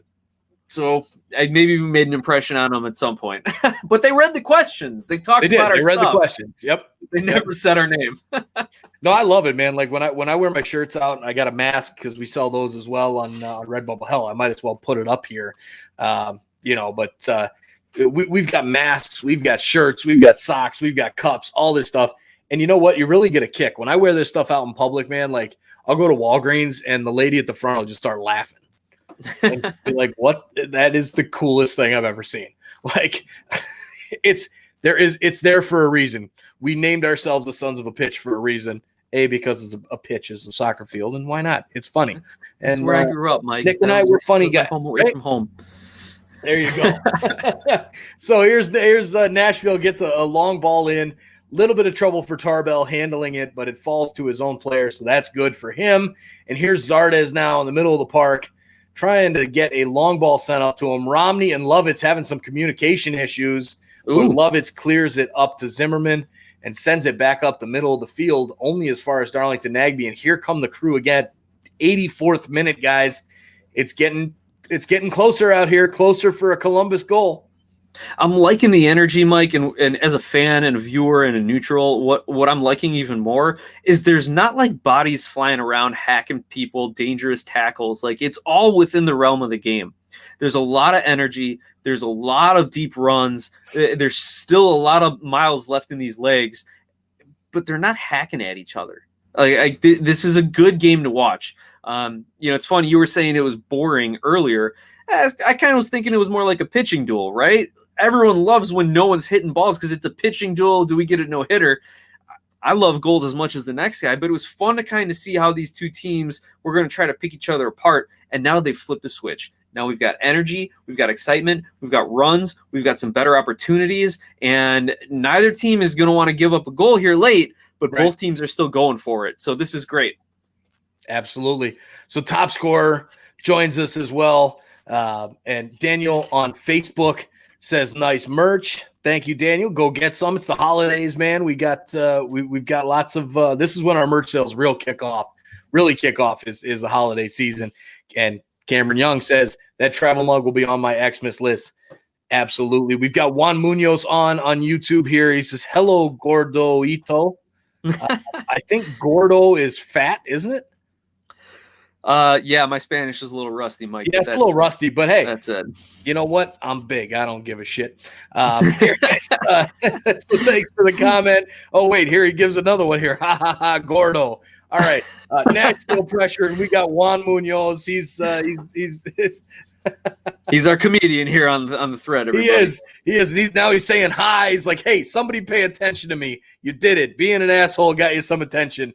Well done, Juan. Thanks for jumping on with us. Hit that subscribe and like button. And glad you could join us here and have some fun on Sons of a Pitch. And That's Debatable says it's a term of endearment. Okay, there you go. I thought it was fat. I don't know. Here's P-H-A-T? I don't know. So here comes Nashville now. A little bit of pressure on the Columbus end, and Juan Munoz says, "Thank you." It's all in good very fun. Much. All in good fun, everybody. It's all fun, man. It's all fun. You got in the job that I do. We have thick skin, so we enjoy a good razzle every once in a while. Absolutely, Mike, and you do claims work too, so you have to have extra thick skin for that. Exactly. I getting yelled at by customers. All day long, man. 40 hours a week. 40 hours a week, I piss people off. That's what I do. All right, here is Nagby up to Artur, sends it up to Pedro Santos, looking for Zed Valenzuela, making a run on the left-hand side. He cuts into the box, goes back to Santos. Santos sends the ball in. Lovitz is there easily to clear it out, but only as far as Nagby and Affle. Affle now in possession. Nashville kind of sitting back. 87th minute. Diaz sends it in. It'll be a corner kick now for Columbus. So top scorer says, ever been to Kenya, mate? No. I have never been to Kenya, but I would love to get to Africa at some point here in the future, but never been. Then Jan Step, this channel is great and funny. Hi, all sons of a pitch. I love it. Good stuff, Jan Step. Glad you found us there from Tactical Manager as well. Lots of fun. And then Greg the Kill Switch says, man, I don't envy your job, LOL. Yeah, most people don't. Here is Valenzuela now at the top of the center circle, sending it into Nagby. Nagby makes a dummy and gets Dax McCarty kind of off his feet a little bit. Here's Dela Rayan, a weird tackle there by Mukhtar. Kind of missed it. Would have been yellow if he followed through. He didn't. Ball into the middle. Derek Jones tries to take a touch on it. Falls to Nagby. Pedro Santos again in the box. Lovitz chested back to Willis. And, dude, this is completely like the Toronto FC game in 2017 against Columbus at MAPFRE Stadium. Columbus bringing it on hot here at the end. And Juan Munoz says hello from Lake Tahoe, California. And then also you can also say hi, Rojo. Hi, Red. I'll leave that. If I have another drink, if we go to extra time, maybe I'll start throwing in some of the Greek terms of endearment as well. But we'll see. And then we got another viewer here with a name that I shall not say on the stream. Why can't either team score? Shaking my head. It's Nashville and Columbus, man. We knew this was going to be a low-scoring affair as well. Jan Step, everybody hit that like button. Thank you, Jan Step, for promoting that. Everybody hit that like. We're up to 22 now. We got 37 of you watching on YouTube, 38 and 12 on Facebook, and 5 on Twitter. So get in on it there. And this is a lot of fun. It's really picked up here towards the end. A lot more exciting play, a lot more exciting talk on the chat as well. Jason Jardim, Jay Jardim from Twitter there, TFC buddy. How you doing, my man? He says, so I've been doing some invoicing and preparing quotes all while listening to you guys and watching this game. Absolutely good stuff there. And Greg, also share and subscribe. Yes, sir, Greg. Thank you so much. Everybody hit that subscribe button. Get in on our $250 Visa gift card challenge, as well as continue to help the game of soccer grow here in the United States. Here is a header, falls right to Cadiz. He puts his left or right foot on it, sends it way out of bounds into where the Nordics sit. Over in the corner there. But 90th minute, how much stoppage time do we have here before we go to extra time? They didn't really have any stoppage time in the first half, and maybe a couple minutes here in the second half, just so the referee can go home early if someone scores. Like, I don't think he wants to stick around and referee this into the 120th and possible PKs, especially after that previous debacle with Orlando and New York. 1 minute of stoppage time, Mike. I guess it's been a pretty clean game. Only one sub so far, so I guess I can't argue too much with a minute. But man, I'd like to get this wrapped up in regular time here. But it's not going to happen. It's not going to happen. 1 minute of stoppage time. Leal passes over to Derek Jones. There's a foul on Leal, and that'll be a free kick for Nashville. 30 seconds to go in this one. Cameron Young says, extra time is more relaxing than actual time. I agree with that, Cameron. And happy birthday to Jay Jardim. Today is his birthday. Everybody give Jason a shout out for his birthday. And then the cat lips here. Is it likely any team will score a goal that counts on the scoreboard? I have over 0.5 goals on the game. God, I hope so. But it's going to come in extra time. If it doesn't come right now, here's the long ball over the top, goes out for a goal kick. And that is it. We're going to extra time. Juan Munoz, hit that like button. Thank you very much. We're up to 26 now. So well done to our friends that we're promoting in the chat. We've picked up a few more likes, picked up a few more viewers, a few more subscribers as well. Lots of fun. We're going to take a quick break here during this before we start extra time, and we'll be right back.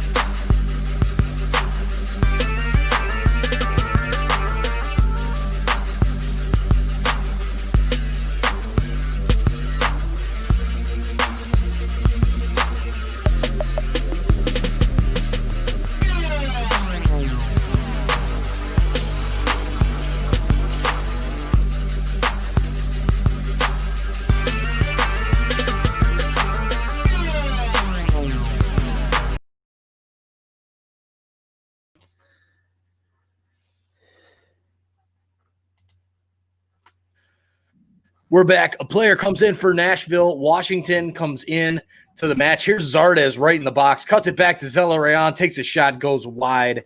We are back. Halftime. I need to update my graphics, man.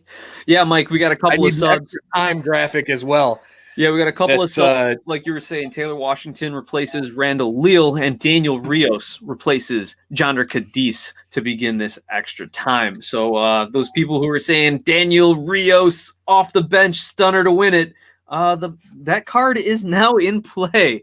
We will see. He's definitely spark them and a guy who can find the back of the net. So we'll see what he can do. Yep. we got another 30 minutes here. Daniel Rios, we'll see what he's got. We'll see if Columbus can keep that pressure going from the first half. And I'm just going to go out there and say it with the comments here. A lot of good comments. And Pussy Lips, thanks for joining and subscribing with our channel here. Just got that notification as well. Looks like you're a bettor. So good stuff. Join us for our picks and predictions. I do picks and predictions every single round and every single week of regular season action. No penalty kicks. I don't want penalty kicks, but it might happen. And hi, Hager, I thought you went to bed. Rios at the 120-minute calling it. All right, so Height Hager's calling it now. Rios getting the goal right at the end of extra time. We will see. But, yeah, this has penalty kicks written all over it.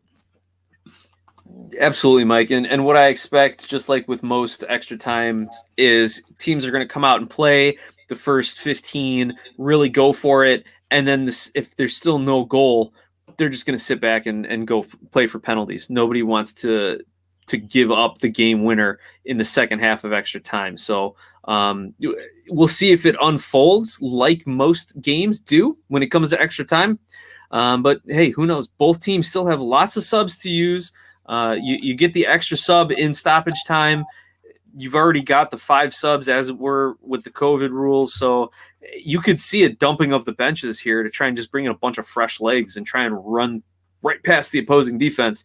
But if Caleb Porter hasn't made any subs already, if Gary Smith hasn't made all of his subs already, I don't know what another 30 minutes is going to do at this point, unless someone really starts dogging it. It could be. I mean, Columbus really had some good pressure there towards the end of the game. We'll see if they can continue on with that. They are in the attacking half right now. It's cut off by Mule, but looks like Pedro Santos playing pretty deep there. Sends it back to Mensah. Mensah just taking his time now on the ball. Both of these teams are going to be tired. They just played a few days ago. It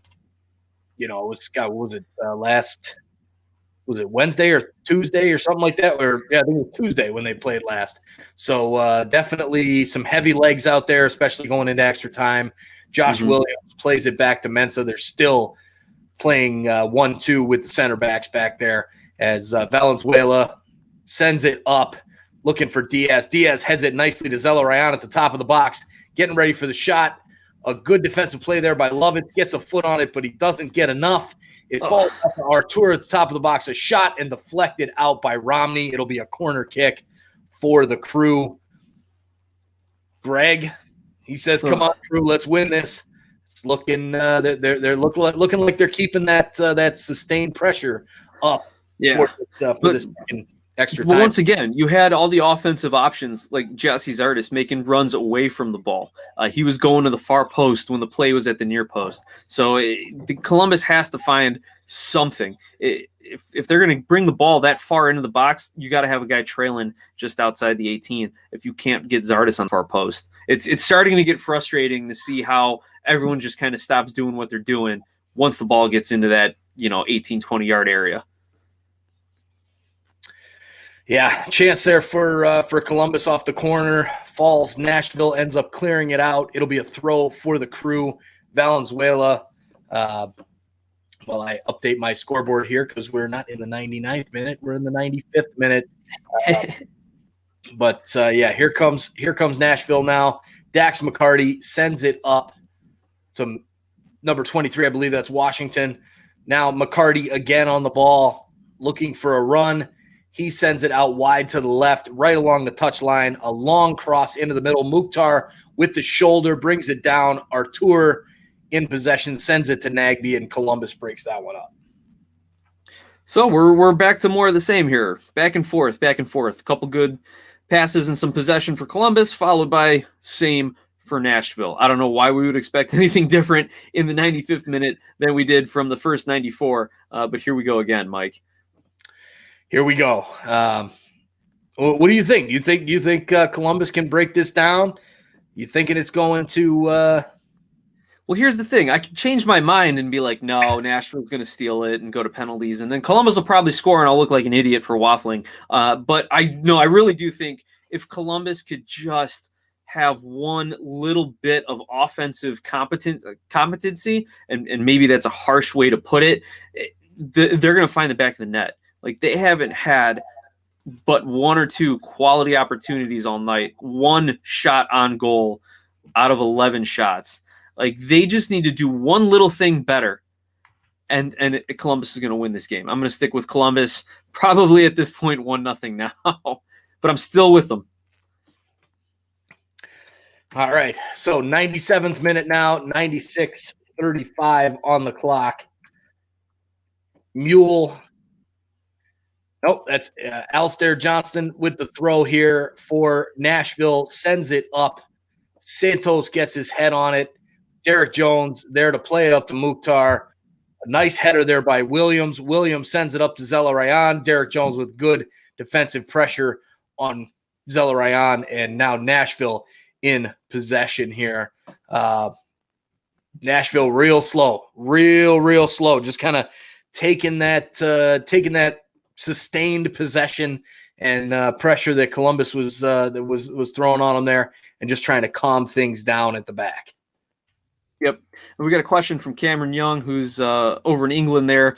He's playing actually for Plymouth Argyle. So if you guys are looking for, if you guys want to be really cool and like follow a lower tier team over in England, look up Plymouth Argyle. But he asks, what's kind of the playoff format here? You go up to 120 minutes. And yes, right now the MLS will play 2 15-minute halves. And really that halftime is just to flip the teams on the positioning on the field. That's really maybe 2-3 minutes. So they'll play up to 120. And if it's still scoreless, they will go to PKs. Over the years, the MLS has had golden goal. They have gone straight to PKs. They've had, the crazy PKs where they start from halfway and sprint towards the keeper. And it's like some crazy hockey type shootout. But right now it is 90 minutes, then plus 30, and then PKs. So thanks for the question, Cameron. Absolutely. Well, Cameron, thanks for jumping on here. And over in the UK, it's getting late over there. It's 9 o'clock. It's past my bedtime here in Chicago. So, well, here comes a goal kick now from Willis. I'm trying to figure out this scoreboard here, man. This low budget flexi scoreboard is giving me problems here, but it's 98-37 on my clock right now. And here is a ball for Columbus. It will be a throw-in.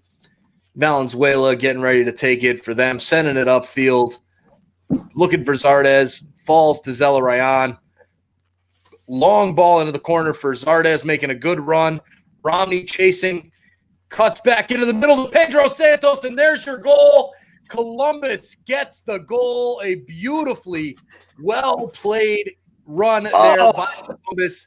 And Pedro Santos, the guy who can't finish anything, finishes this one to give Columbus the 1-0 lead in the 99th, almost probably going to be the 100th minute officially. Great ball from Zelarayan down for Zardes, man. Great run for Zardes. Sends it back. Alistair Johnston forgets he's guarding Pedro Santos, and an easy slot in to the net past Willis, and it's 1-0 Columbus. Wow, that is, it's a great play, right? Like, we finally get to see Zardes get some touches inside the 18-yard box, and a goal results out of it. Fantastic. Good finish by Santos, far post, away from the keeper's outstretched hands.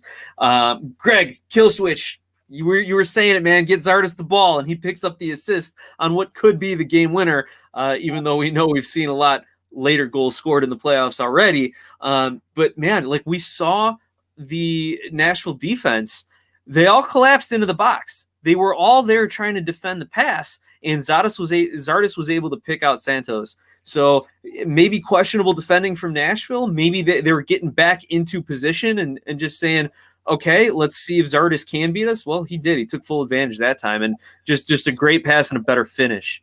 So, yeah, Pussy Lips asks, she doesn't understand the rules. Please explain. So it's not a golden goal. It is not first to score. We're playing 30 extra minutes broken up into 2 15-minute halves. So Nashville still does have time to come back and tie this or even win the game. It is not golden goal. If it's still tied up after these 30 minutes, then we go to PKs. Yeah. So that's the no golden goal rule. We're still playing. We've got another about 19 minutes for Nashville here to try and get the equalizer or more.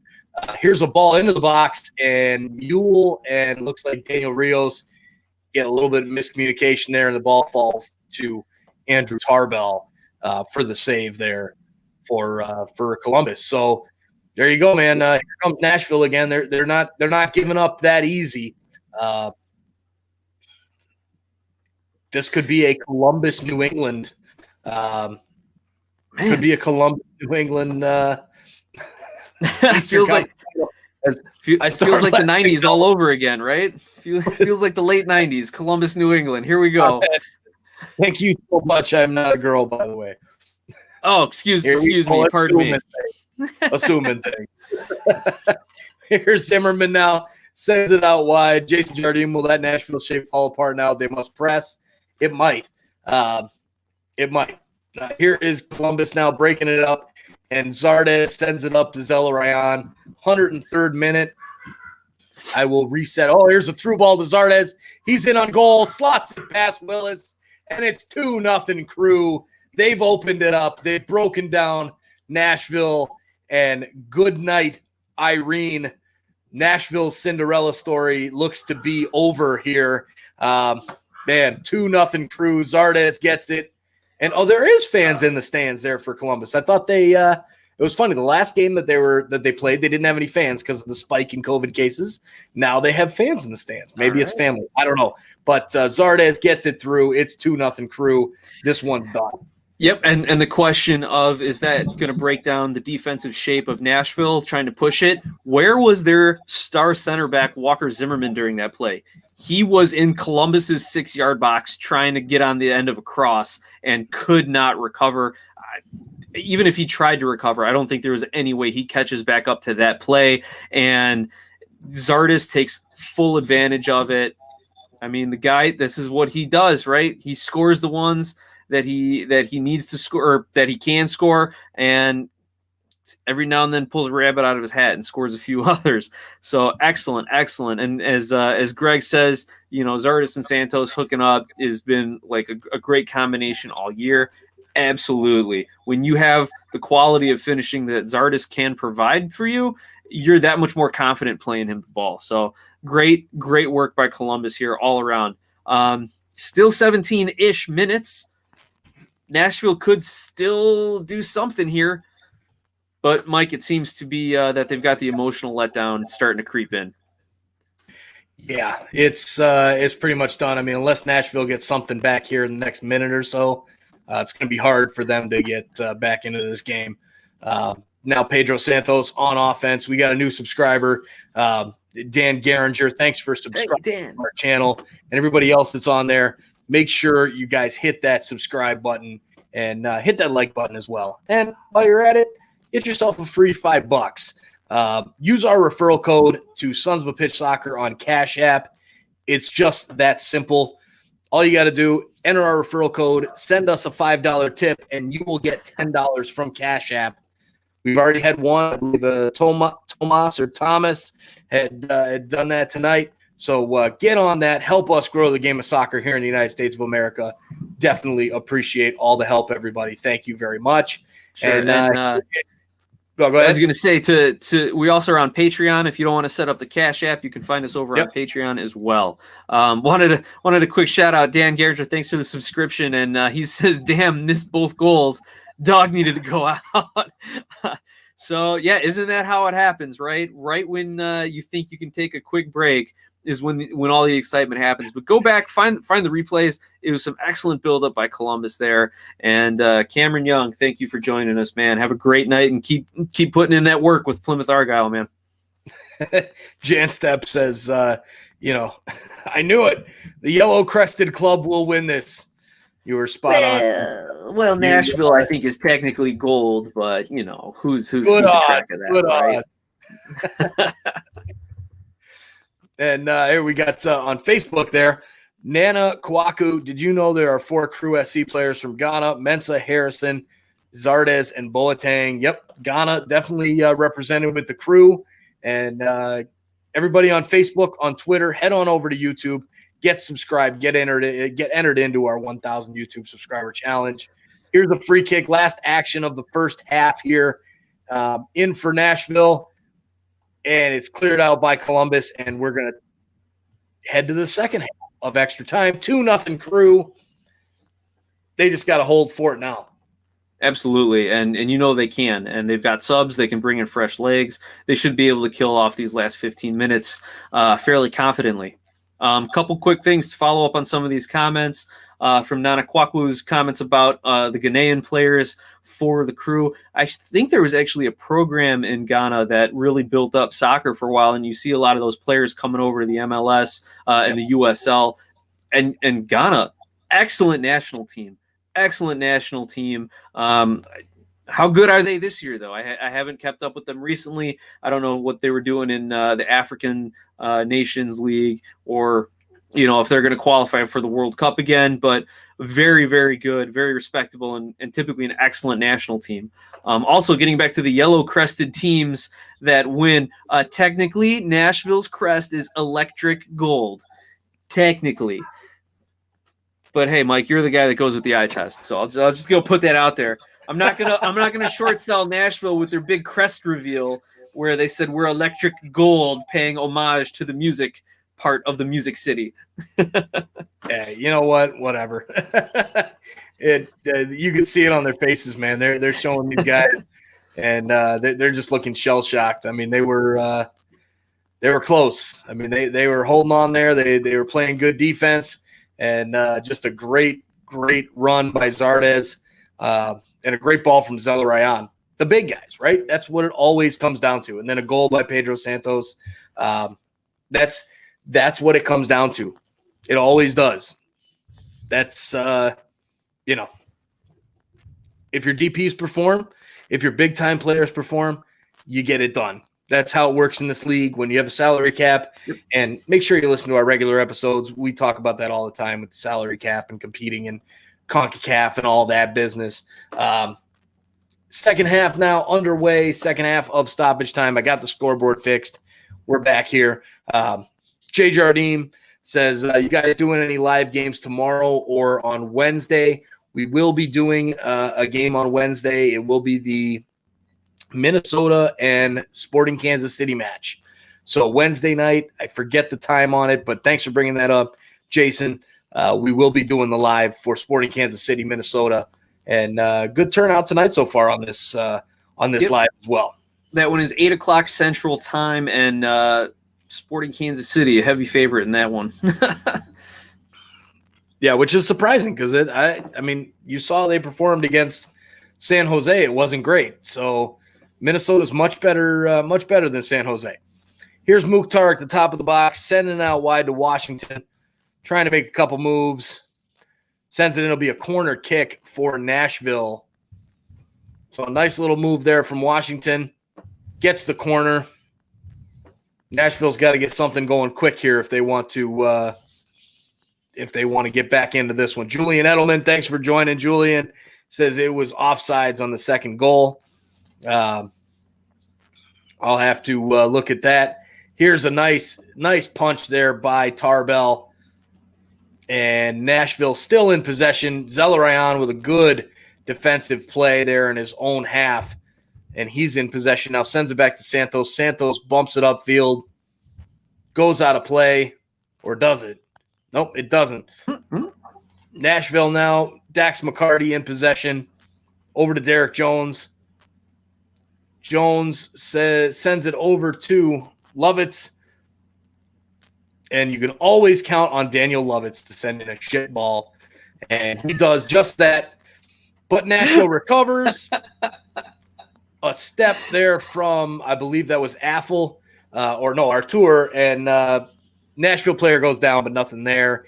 Here's Diaz on Derek Jones playing a little dance and two-step. Derek Jones stays on him. There's a foul there on the Columbus player, Diaz. It'll be a free kick for Nashville.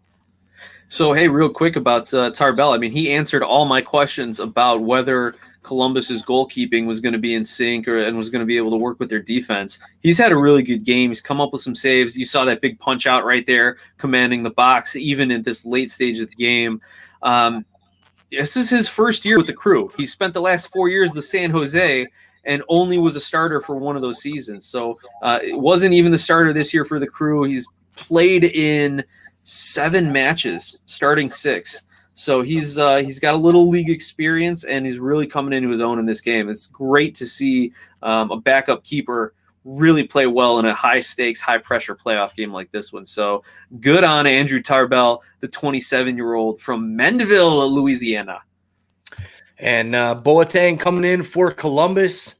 He'll be replacing Diaz, so there's another Ghanaian player getting into the game for Columbus. Julian Edelman says, come on, you boys in gold. And we did good for an inaugural season. Absolutely. Did really well for an inaugural season. Anytime you can make the playoffs and not only make the playoffs, but then get 2 victories in the playoffs, that is a very good inaugural season. And then Julian just gets it all wrong and says Lovitz is not bad. I'm sorry, Julian. He's bad. He's not good. USMNT. Not that bad for a depth piece on an MLS side. But we'll let it there. Suman Patra says, who win? It is Columbus up 2-0 right now. And looks like Columbus is going to move on to face New England in the Eastern Conference Finals. So thanks for jumping on, Suman Patra. Make sure you hit that like and subscribe and get in on all of our awesome American soccer content.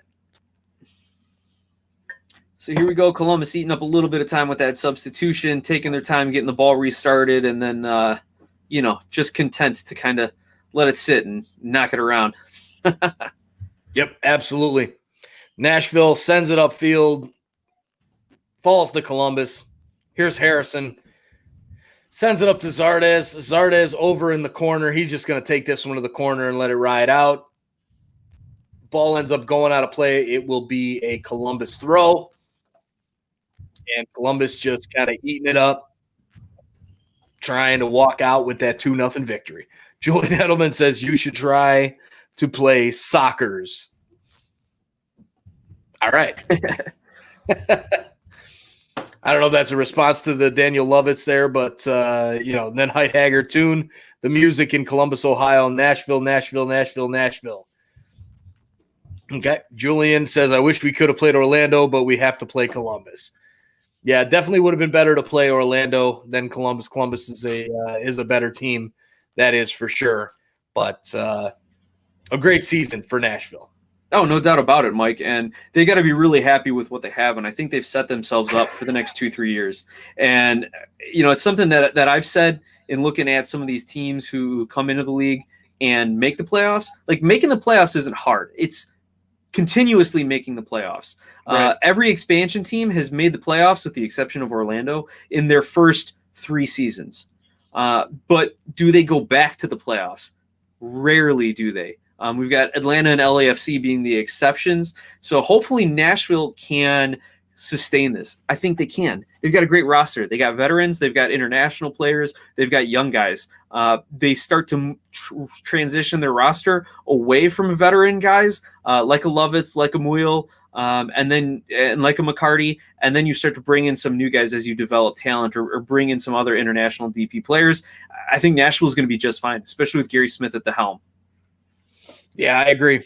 The comment section here has opened up a bit. El Chavo Del 8, favorite porn star, anyone? Okay, this is a soccer stream, but if that's what you're into, bro, have fun with it. Here is Greg from Columbus. He is going to be partying all night after this. Absolutely. There you go, Greg. A good victory, Greg. Well done. And, hey, there's a new subscriber. El Chavo Del 8 just subscribed to your channel. Probably just put that on there to see if I'd even say it. And I did. So thanks for jumping on El Chavo Del 8. Had fun. Thanks for hitting that subscribe button there. All right, Columbus just kind of killing the speed out of this game, just in possession, back and forth. There's a turnover there. Mukhtar trying to find Zimmerman, who's now up top. Again, he has moved up top to the striker, and that's where he is. Interesting. And, we had kind of a touch foul there. And Jay Jardim says Columbus with Bez at the helm is in good shape. Dude, I thought about that today. I was thinking about it. I'm like, wow, I'm like, look at T-Bez, man. Like, the guy builds a great team in Toronto, moves on, goes to Columbus, and now they're home, in right? an Eastern Conference final. Well done. Back home. Yep, his hometown's team there. So good point there, Jay. And then Peterson, 489548. Hello from Denmark, a Chelsea fan. Thanks for jumping on, Peterson. Mukhtar, what a player. So thanks for jumping on. Hit that like, hit that subscribe. Appreciate the help growing here. And Ryan Anderson, I miss Bez. Agreed. I do too. Hopefully, maybe we can give him like CEO of MLSE, and maybe he'll come back, because he's going to get the president. He's already the president in Columbus. He's probably going to damn near own that team by the time all is said and done. Zardes off. He's subbed out. He's got his goal. He's got an assist, and it took him 90 plus to do Columbus. it. Took him 90 plus to do it, but he got the job done, and this is just another little feather in his cap, and another little something to stick for all the Zardes haters out there. If you want to hate him on the USMNT, go ahead, but don't hate him as a player, because he's definitely been doing it for a long time in MLS. And one other thing, I'm loving this whole Walker Zimmerman as a striker thing. I remember in high school, our team had a guy who that was his move. He was our big center back, and if it was late in the game or if there was a set piece, you just heard the coach on the sideline go, "Scotty, kamikaze defender," and he would just sprint down the field, and that was it. Kamikaze defender, and he would be in the box mixing it up with everyone. It was great. Nice. Yeah, that's Zimmerman moving up to forward to kind of, reminds me of a guy that we had on our show, Joe Falla, with Red Bulls too. Striker in college, won All-American. He was, a top player in college. Ends up getting picked up by Red Bulls too. Plays center back. He can play striker as well.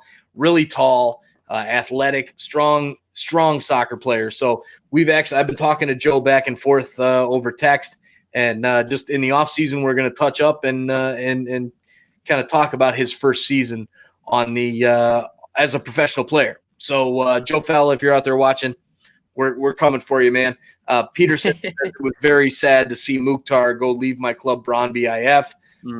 I bet. Yep, that Mukhtar is a very good player, and he has helped Nashville into this position right now. I mean, they wouldn't be where they are without him. So he's only going to get better, because one of the biggest challenges for any international coming to play in the MLS is just learning the league from a team and a style of play perspective, but also from a travel perspective. Traveling across an entire continent practically to get to games, it's a completely different beast than most of your European leagues. So once he gets a little settled in, and I think he has this season, he could really come out all pistons firing next year and bag 12, 15 goals for these guys. Yeah, he could. Greg says Caleb Porter, our coach, has done a great job. Oh, yeah. Totally. Caleb Porter is a great coach. I mean, you saw what he did in Portland. He's doing it again in Columbus. Very, very, very good coach. So Columbus, I mean, this is our sponsors, as Skira over here, Icelandic water. Go get some, available at your local 7-Eleven. These guys have had our back for a long time. Any 7-Eleven in the United States, pick up some Skira, great Icelandic water. Our contact with them and said, look, Columbus, they're my pick out of the East this year at the beginning of the season. So, John, well done on that. They could very well represent the East in the MLS Cup Final, which we're going to be having a huge, huge stream for MLS Cup Final, live stream react. So, Nick, book that day off. From the family and whatnot. We're going to be tearing it up big time. And everybody who's watching, make sure you join us for the rest of our live stream reactions / watch-along / hangouts and talk soccer. We've got Sporting Kansas City in Minnesota coming up next on Wednesday night. We have our regular podcast episode as well on Monday night. And we're going to be doing probably one of the two conference final games and MLS Cup Final. Maybe we'll sneak in a USMNT game, since they just got announced that it'll be on December 9th. We'll see if we can get that done 7 o'clock, 7:30 p.m. Central, I believe. We'll see about that one too. But Julian Edelman says, what's the difference from normal water? Well, you know what? It is water, okay? I'll give you that. Water is water, but this stuff has a very high pH alkaline level, 8.88 pH. Supposedly that's one of the highest out there. A very good high alkaline water, good for, there's a shot by Boateng. Nice save by Willis. And so that's the difference between normal water and Skira. So go get some Skira and help support our sponsors who have helped us continue to grow the game of soccer here. We wouldn't have StreamYard to do these streams. We wouldn't have the cool graphics, all that, if it wasn't for these guys. So, or from the donations that you guys have sent in. Still a little disappointed we've only had one tonight. So if you're still thinking about it, get on that Cash App. Wrong way. Get on the Cash App. Hit that referral code. Free $5. All you have to do, enter the referral code, send us $5, and they're going to drop 10 into your account. It's that easy. And get on it. We've got a little bit of time left in this one, 2 minutes or so. Short corner here by Pedro Santos to Christian Nemeth. And here comes Dax McCarty out of the corner, trying to maybe get a little bit forward. He can't even do it against Pedro Santos. And number 29 for the Crew, that smothering defense. And it is Columbus's night. They're going to take this one 2-0 over the expansion side, Nashville. Cinderella has the glass slipper is broken. That's it, Mike. You can't say this was a bad season. A lot of people say, well, if you don't win the title, you don't win the cup, it's a bad season for you. That's a terribly unrealistic standard, because then no team can have a good season except for one. So what Nashville did, given COVID, given expansion, given stadium talk, given everything that's been going on, excellent season for Nashville SC. They've got a real bright future, that's for sure. And I'm excited to see where they go from here. We kind of thought that there's two ways of going about being an expansion team: Atlanta United or Minnesota United, right? Like money, flashy star players, young Latino players, South American, or slow build Minnesota, grab some vets, build a program, have a 3-year game plan. Nashville seems to have kind of bridged both of that, right? Like they've built a solid roster, maybe a slow build type of roster, but they got the results in the first season. So great work from Nashville, an entire organization. Absolutely. Yeah. So Greg, he says, glory to Columbus. Be massive. Columbus got it on 1 minute of stoppage time here. We're almost to the end here. Ryan Anderson, go check out on his page. He'll be doing a recap of this one. The Slipper Don't Fit. That's the title. His Ryan Sports Reaction. I believe that's what it is. RSR2. Go check that out as well. Janstep, what time is it there now? It is 9:30 p.m. Central Standard Time, 11:30 where you're at. Stoppage time and extra time. So we are just waiting for that time. Yep. Here you go. So, and right, Brother BKL Contreras points out next year it's Austin SC or Austin FC. So they're coming next year. Another expansion team in the league. Big expectations for Austin after this. So this is it. It's over. Columbus Crew move on to the Eastern Conference Final. Janstep is from the Philippines. Awesome. Good stuff. All the way over in the Philippines. Appreciate you coming on, Janstep, and finding us from Tactical Manager there. And Columbus, dude, they're going to host New England in the Eastern Conference Final in Columbus. Look at this. Just a few years ago, we thought it was going to be the last game we ever saw in Columbus. Save the Crew. Well, they did. They saved the Crew. They're in an Eastern Conference Final against none other than the Buffalo Bills of MLS, New England Revolution. Which team will it be? Will it be Columbus? Will it be the Revs? It's going to be fun. Janstep says, I hope I can catch you guys always. Thanks, Janstep. Lots of fun here tonight. Thanks for jumping on. And Greg says, let's go. It's going to be a hell of a game between New England and Columbus.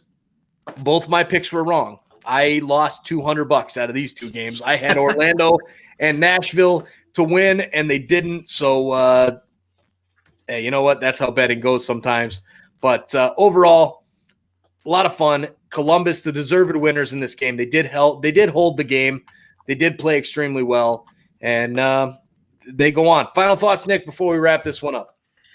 Yeah, I mean, it was the result that I kind of thought would happen. I thought Nashville would get one. I thought Columbus, was probably 2 goals better than them tonight. So in that sense, it was kind of what I thought happened. Excellent midfield game by both teams.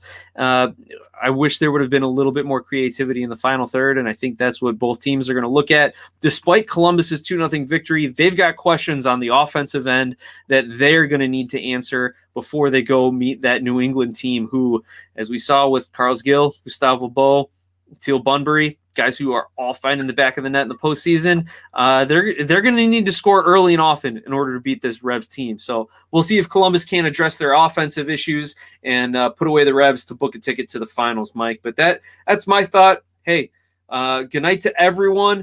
Cool Guy, Greg, Juan Munoz, Jason Jardim, and John Stepp, everyone out there, Ryan Anderson, Julian Edelman, Peterson, everyone. It's so much fun to have you. Hyde Hager, that's debatable. This is why we do the show. This is why we have fun. We just love talking soccer and hanging out. So thank you guys for it all. Mike, that's my final. Why don't you bring us home, brother? Absolutely. Nope. You can't say it better. Brother BKL's Contreras as well. Guys, Cool Guy jumping on here towards the end. Juan Munoz, bye, my friends. I love your show. Lots of fun, man. Thanks for coming on and giving us some hell in the beginning. No, this is why we do it, man. We want to grow the sport of soccer here in the United States of America, and it's a lot of fun to hang out with everybody and talk soccer. We'll get to watch soccer, make some money while we're doing it, and a chance for you guys to make some money as well. So hit that subscribe button before we go, and that like as well. Get in on our 1,000 YouTube subscriber challenge. Lots of fun. We'll be back on Wednesday night, December 2nd.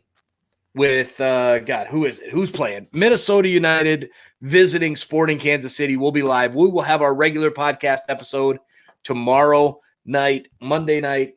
And let's have some fun. Thanks, everybody, for joining. Enjoy the soccer. The Eastern Conference is set. It's New England. New England going to Columbus to play them in the Eastern Conference final. Who will come out of the West? We will talk about that in a few days. Thanks, everybody. Lots of fun. See you guys very, very soon.